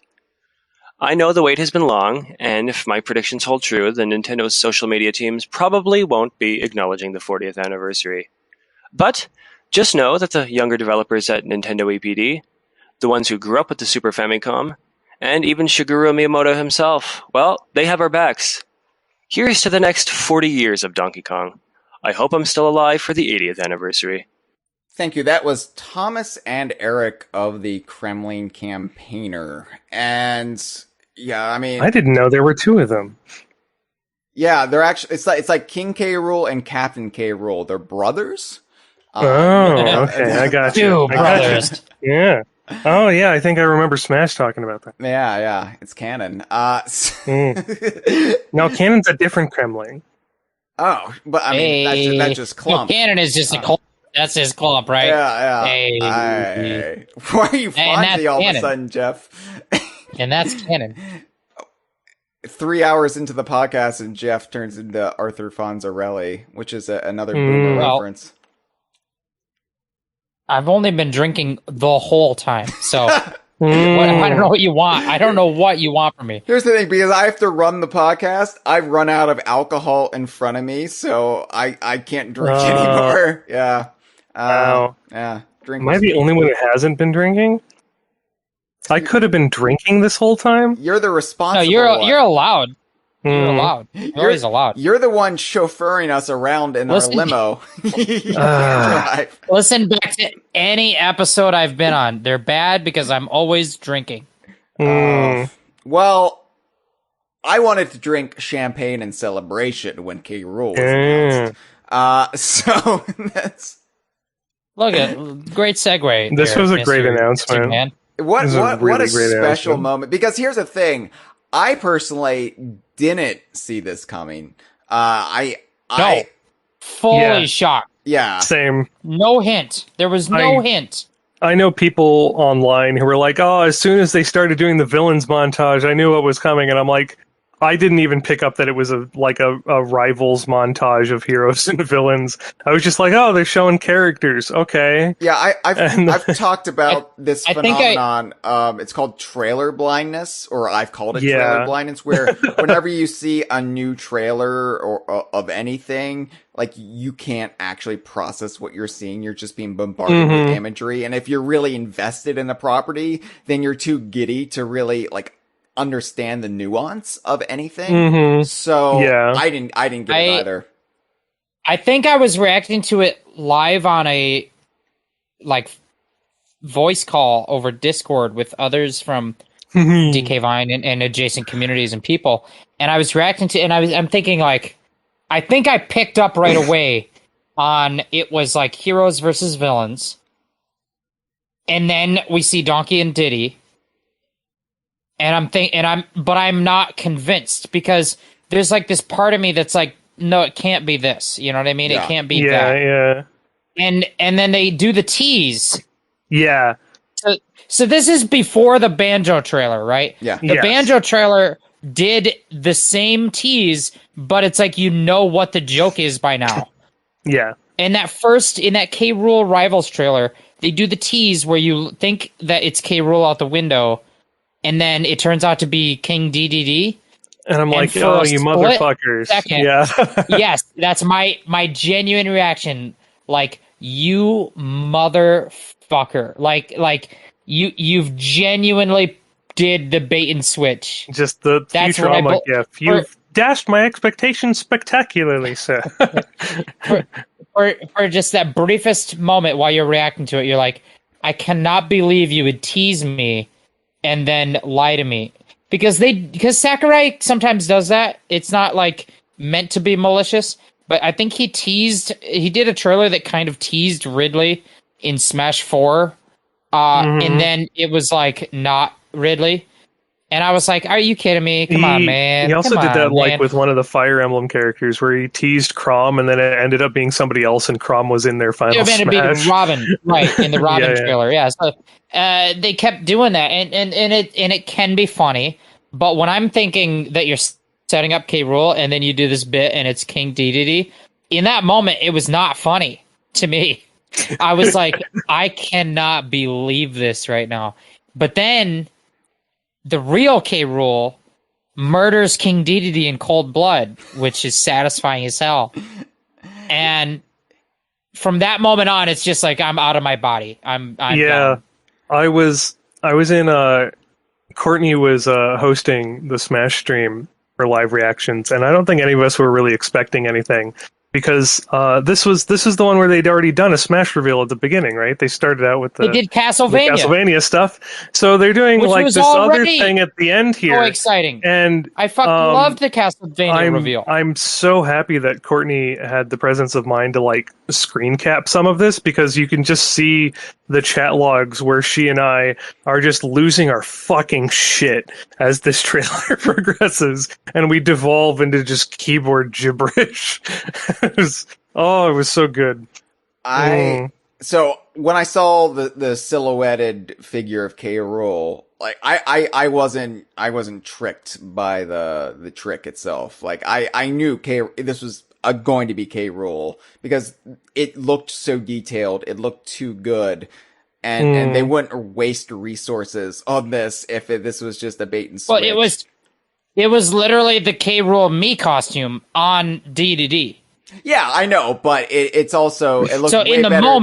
moment, Sure. I did get tricked. Sure. Yeah. But I wasn't worried when DDD showed up. I was just like, oh, okay, where's this going? But like, when's K-Rool gonna show up for real? And then he shows up and he murders DDD, and it's the most satisfying thing ever. Just fucking murks him. It was great. And of course, just the meta like humor of that of Sakurai himself voicing DDD, and that being kind of his insert character, and it's just kind of like Sakurai is getting a taste of his medicine there, but he's laughing at himself, and it's also K-Rool attacking a penguin, which is like, move over, Tropical Freeze baddies, I'm back. I mean, when I talk about my discontent towards the Donkey Kong Country cartoon show, this trailer and the Best Friends Banjo-Kazooie reveal trailer, that is what I would want out of a Donkey Kong animated property. Like everything is spot on with the characters' personalities and the portrayal. And oh man, granted, they're not talking; they're just emoting. But still, like I would watch 2 hours of that. Just give me more. Even if it is just random characters showing up in front of Donkey Kong's window, tricking him. That's still quality entertainment in my book. And his design's just so good. There's so much storytelling just in his design. Because like his golden belly's kind of tarnished a little bit, and his cape is a little like raggedy on the edges, and it's seen better days. But he doesn't look like, despite these, he doesn't look downtrodden at all. The look on his face, he's the motherfucking king, and he knows it, and you know it, and he's just he's the air about him is just him charging on all fucking fours towards Donkey Kong, and Donkey Kong getting pumped up with the fucking boxing glove with that awesome remix of the song. Like the Smash remixes are so good. Yeah. But like it's just unreal, that remix of the song. And oh my god, that trailer is just like it's unbelievably so good. It's so everything good. About every detail of the jungle, the characters, their personalities and their designs in their confrontation, all of it is just so perfect. And honestly, I think that Smash Brothers has probably nailed Donkey Kong better than anything else ever has. If you count that trailer, 1, and the Subspace Emissary campaign in Super Smash Brothers Brawl, number 2.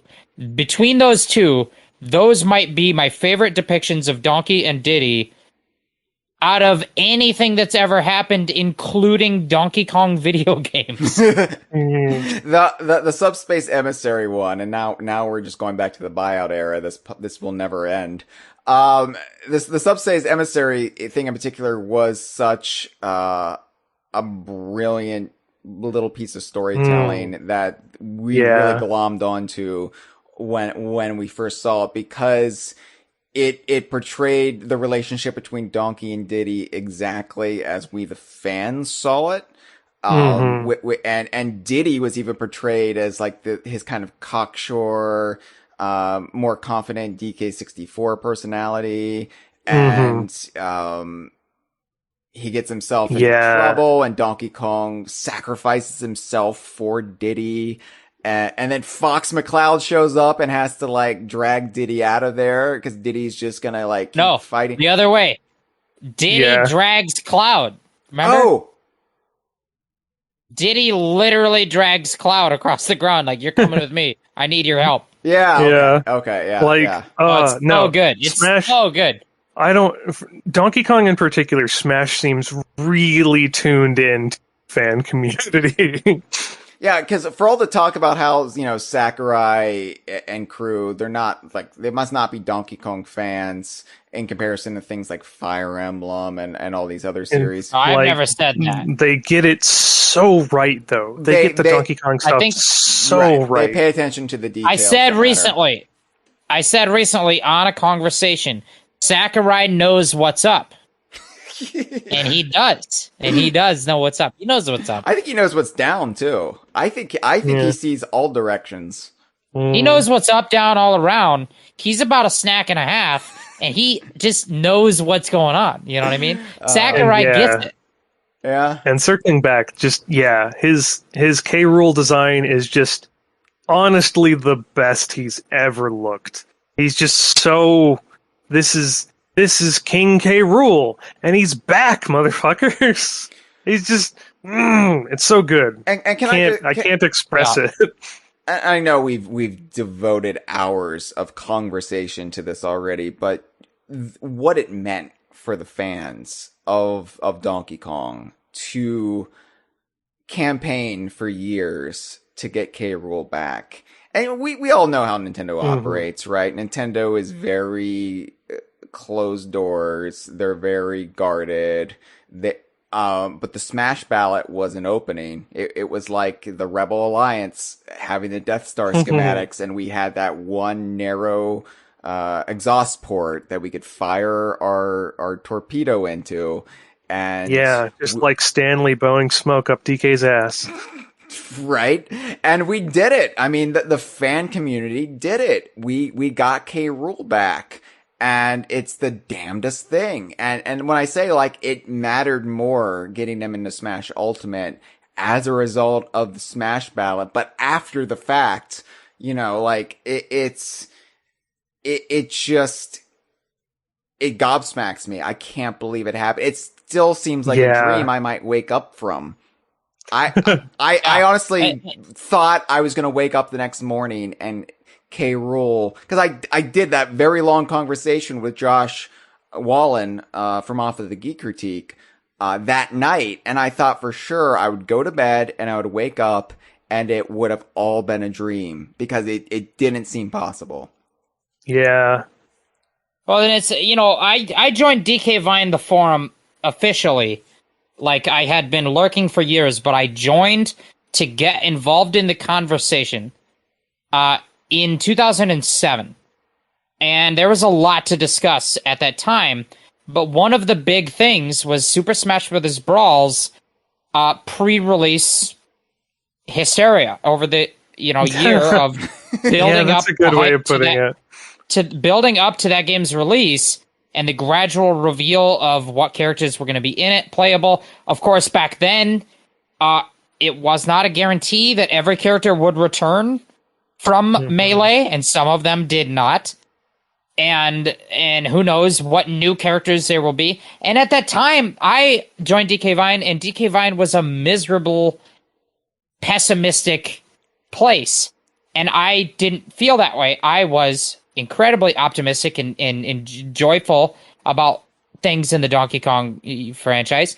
And I felt 100% convinced that King K-Rool, along with Diddy Kong, would be in that game, Super Smash Bros. Brawl, back in 2008. And I felt that way before they even revealed Donkey Kong. It was a big bit of drama at the time that they had not yet revealed Donkey Kong. Oh, God, I remember that. People were upset that Donkey Kong had not been revealed that he would return.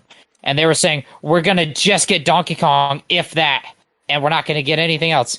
And I'm thinking, like, guys, you're pretty melodramatic. We're going to get Diddy Kong, and we're going to get King K-Rool, because Kirby in Melee only had one character, which was Kirby. But in Brawl, Kirby got Meta Knight and King Dedede. That's two whole new characters. And I was like, if Kirby gets 2 new characters, we're going to get 2 new characters. Just chill out. Just chill out. We're going to get them. Diddy Kong's coming, and then King K-Rool. And they actually revealed on one of the dojo updates, they revealed the song that plays during the King K-Rool fight. And I was like, come on, guys. They got the song. They're gonna have King K-Rool. It's gonna be fine. And it only took 10 years after that for my confidence to pay off. But I was involved online in DK Vine, on the Smash boards. For those 10 years, I was hyperactive as a K-Rool kind of supporter, pushing people. And I actually was the guy who first used the hashtag correct the vote. That was back when Chad was running the DK Vine Twitter. I used that. I said hashtag correct the vote. Then Chad started using it, and that became like one of the hashtags. So like I've been in it since the beginning. The K-Rool for Smash. I thought it was coming in Brawl, and then it didn't. And then I was like, well, then it will obviously come in Smash 4, and then it didn't. And in hindsight, and this is something Hyle says a lot, and I'm totally with Hyle on this.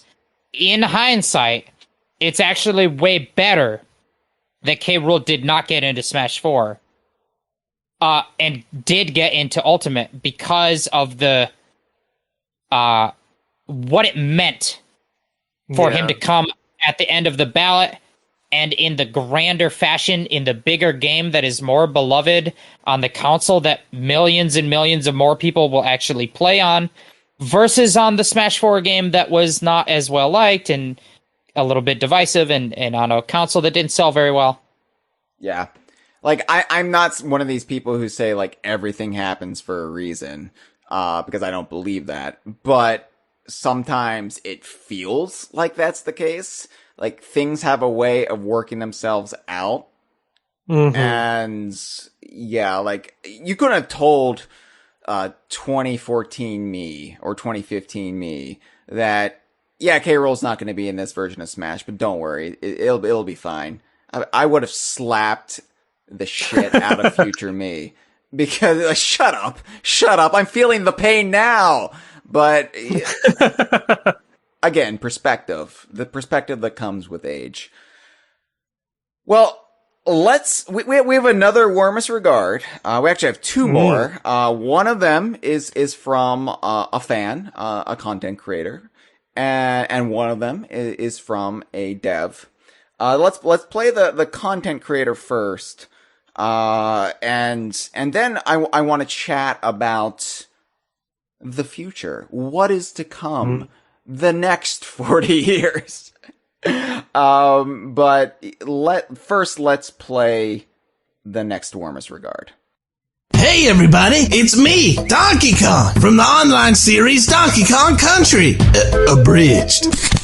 I am legally obligated to disclose that I am in no way affiliated with the official Donkey Kong brand, nor Nintendo. Please don't sue me. I have no concept of money.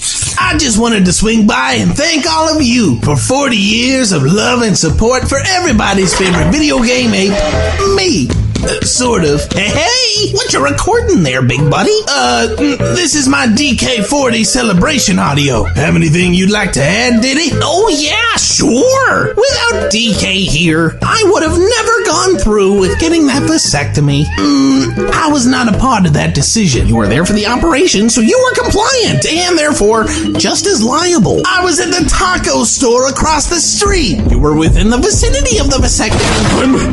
I'm finally here. Am I too late? Hey, K-Rool. No, you're not too late. But hurry it up. We're sucking up precious airtime and losing the viewers. Hyle's gonna have our asses. Oh, alright. Donkey Kong, without your existence, I would have nothing to rule. And for that, I thank you. Oh, for the love of... I have written a song!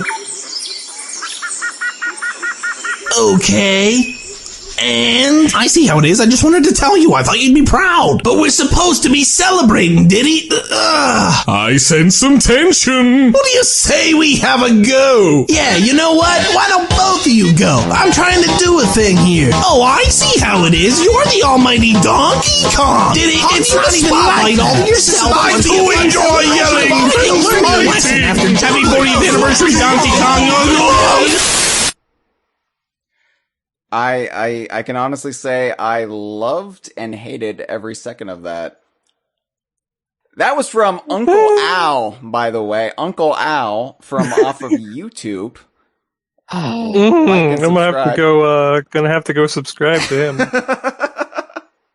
You on YouTube.com, you say? Yes, yep. Yes. The tubes for you. Donkey Kong Brit. Oh, there it is. Cool. Yep, yeah. Subscribed. Thank you. Yeah. Wow. That just really makes me want to talk about the future of the Donkey Kong franchise. You can see why I say that one towards the end. Like, well, that's going to destroy every conversational flow. So can I just say how upsetting it was for Cartoon Donkey Kong to say my name? Yeah. Oh well, I hope he does that thing where you can pay him to say stuff, because I'm just gonna have him call in more. What do you call that thing that's the opposite of a bucket list? It's like a thing you hope never happens. A bucket list? I don't know. Like, yeah, I don't know, but that was on it. Now it's crossed off. That was for you, cartoon fans. The future of Donkey Kong. Hey, it's bright. I know it doesn't feel that way for some of you right now, and I don't want to end every episode of the conversation where we talk about Donkey Kong to be like, just trust me, because that gets old, and eventually I'll do it. Just trust me, it's happening. Just trust me. You gotta just, anything can happen if you believe. Yeah, Jeff was right about K-Rool. Eventually. I was really confident, and then it only took 10 years. Yeah, good track record. It's not going to take 10 years this time around. I know back when the rumors went mainstream, that I said, like, I don't look for it at E3 necessarily. I could see Nintendo saving something for Donkey Kong's 40th anniversary. Well, obviously that didn't happen, but again, it's just an arbitrary deadline that we, the fans, have kind of set for ourselves. It's Nintendo's operating on their own internal clock, so it's not apparent when they're going to announce it, and it's not going to be this year at this point, but it's in development, and eventually something's going to be announced with the theme park, right? So that's under construction. I don't know if they've announced it, but yeah, it's under construction. My thought is this.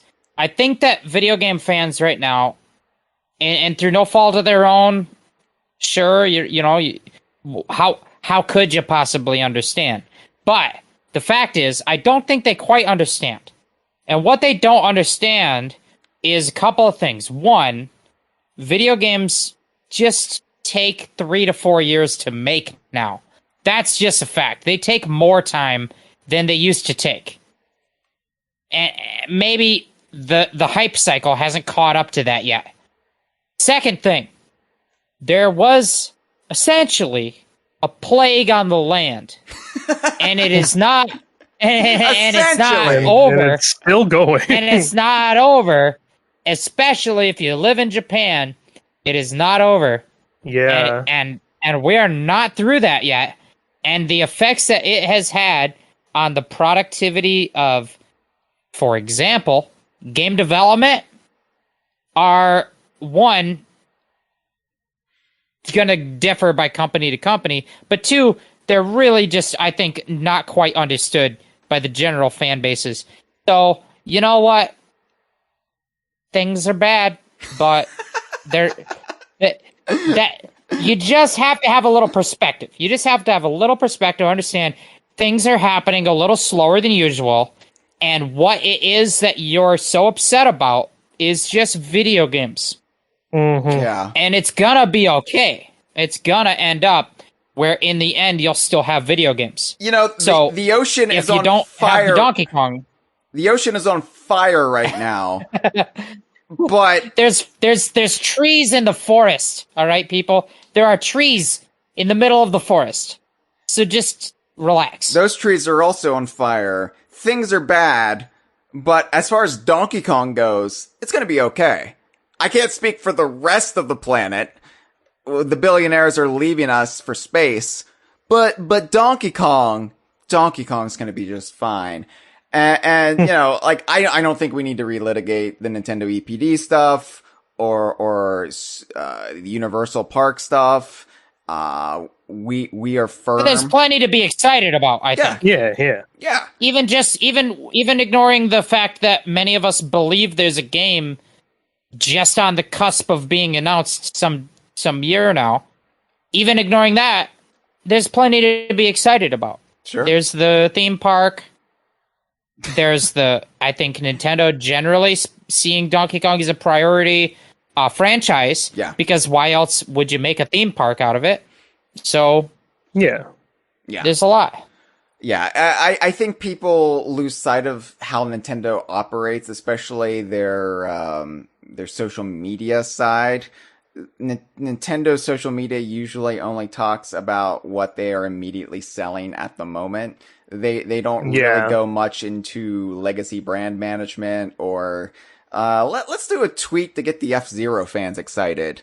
They don't do especially during all of this, when early in the pandemic some deadline, well, not hard deadlines, but some stuff they'd announced slipped, and it took longer to come out than expected, so they pretty quickly adopted a don't announce it unless it's less than 3 months out sort of approach. Nintendo's already a very buttoned up and regimented company. And so, and I think it's also hard for us as Donkey Kong fans when we've had Rare and Playtonic and everybody associated with those two studios, the way they operate is very different from how Nintendo operates. So we got spoiled early on with things like Lee Loveday just casually revealing the existence of Donkey Kong 64 in Scribes, before it was actually even announced. You know, like, it's a whole different ballgame with Nintendo, and we just kind of have to deal with it. But, hey, speaking of Platonic... I wanted to say, people are saying that, Nintendo didn't acknowledge the 40th anniversary on Twitter today. And, okay, there's so many reasons why you shouldn't be upset about that. It just feels almost trivial to get into it. One, it's not even clear to people what exact day is the 40th anniversary. There's no reason to assume Nintendo knows what that is, because arcade game releases are so nebulous. Two, it's also the debut of the character Mario, so are you implying they don't care about Mario either? Of course they do. So why would it also imply they don't care about Donkey Kong? 3, who gives a shit what the social media team does? It has no implication on what the actual developers are doing. And of course the social media team's not going to push stuff when they can't tie it directly to a product that they're currently advertising. So if the game hasn't been announced, why would they push the anniversary when there's no game to tie it to? Y'all need to chill. Yeah. Y'all need to chill. Do the ice bucket challenge or whatever and chill out. Take it down to half a snack.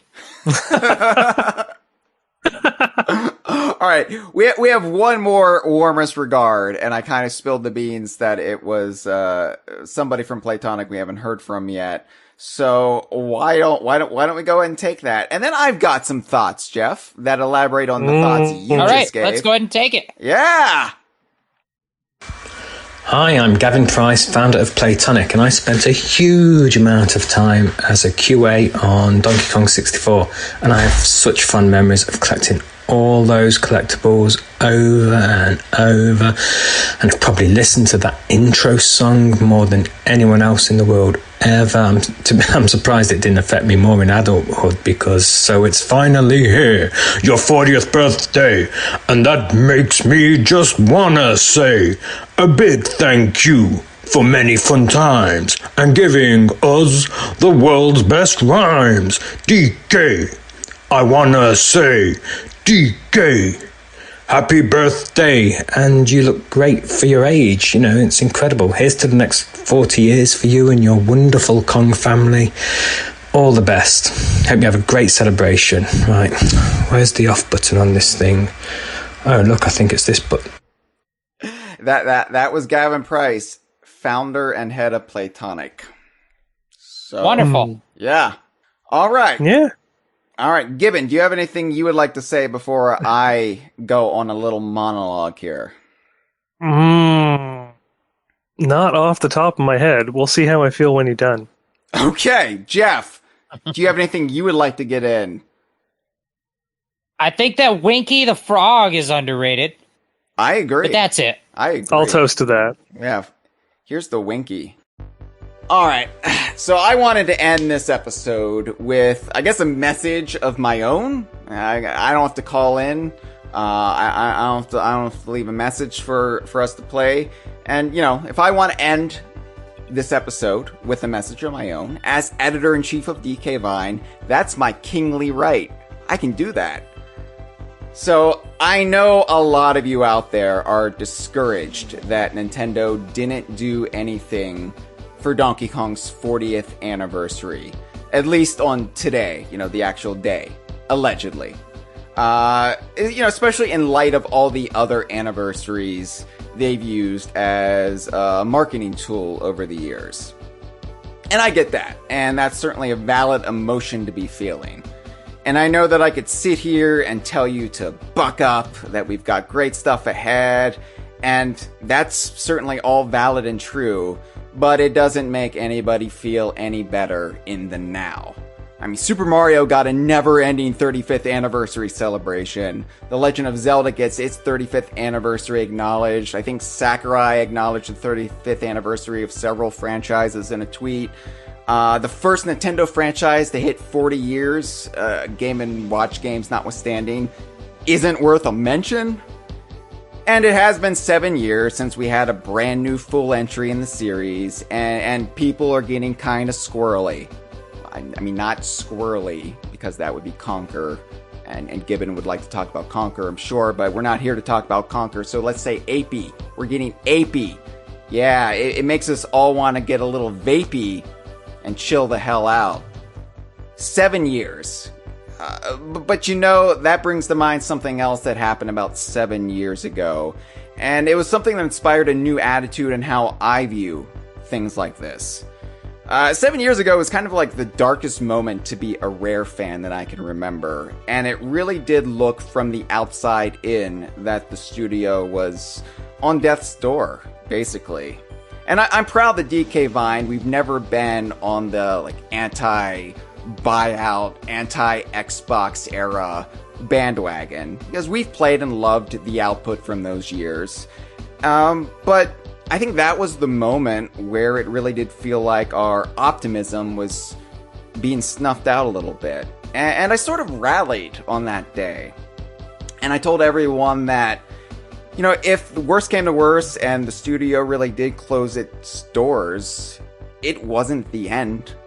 That so long as we all carry that spirit of Rare inside of us, that it would never die. And I truly believe that, and I still do to this day. And, 2014 was also weird because coupled with the media backlash that Tropical Freeze got upon its reveal through its release, it was the first time where I kind of had to step up and be the responsible older brother or even father figure for this community, and not the idiot kid hanging out in the treehouse complaining about everything. And things did turn around. I mean, hell, look at all that has happened in the last 7 years. Rare rebranded, and we got Rare Replay in Sea of Thieves, a game I play every week with my friends. Playtonic formed, and we got an entire new ensemble of characters and games specifically designed for our community, as well as a game that's essentially, as I said, an alternate reality Donkey Kong Country 4. We got K-Rool and Banjo-Kazooie in Super Smash Bros., the former showing Nintendo how much we care about the Rare era characters, and the latter, in their reveal, being Nintendo's first open acknowledgement of the Donkey Kong universe. And now we're on the verge of Donkey Kong having a theme park, and a new game, and an entire division within Nintendo dedicated to it.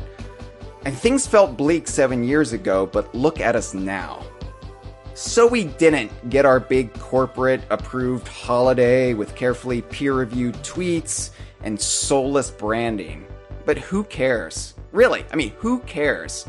Look at how the community, the content creators, and even some of the developers and creative minds behind the tapestry of Donkey Kong itself have come together this week, on this very podcast even, to celebrate Donkey Kong. I mean, this really is the best fandom anywhere. I will fight my neighbors out in the parking lot to the death over that fact. It's been the privilege of my life to be a part of it, in the small part that I played. Seeing its global reach, the inclusivity and barrier-breaking power of it, and how it brings people spread far and wide together in our shared little bubble of loving semi-nude, banana-gobbling weirdos.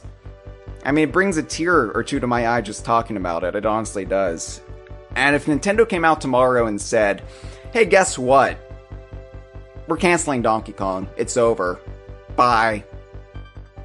Well, it wouldn't be over, would it? We wouldn't let it be over.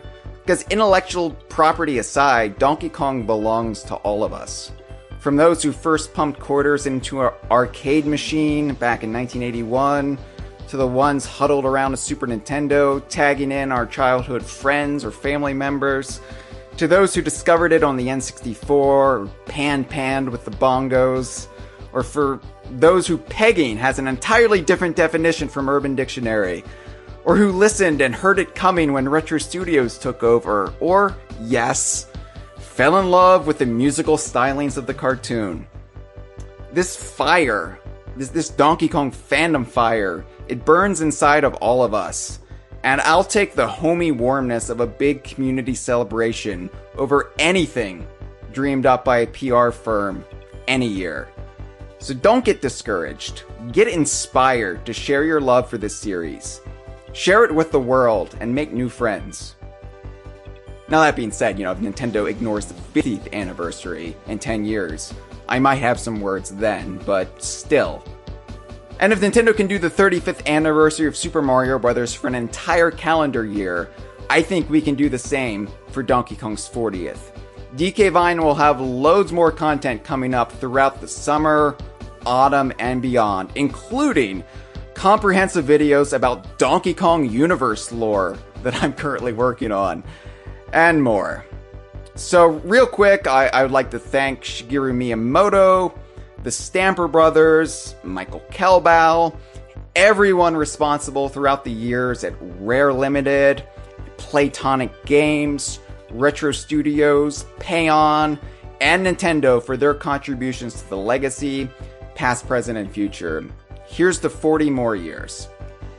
I'll be in my 70s, if not dead. A bunch of us will actually be dead by then, come to think of it, but we'll haunt you. Oh yeah. We'll run our cold, ghostly fingers up your necks at night, and we'll whisper, Donkey Kong, Donkey Kong. We'll whisper it into your ear. Yeah, you think the grave is gonna stop us? No, we'll be celebrating Donkey Kong's 400th birthday. It's never going to end. It's never going to end. There's no escape for any of us. Happy anniversary, Donkey Kong. We love you.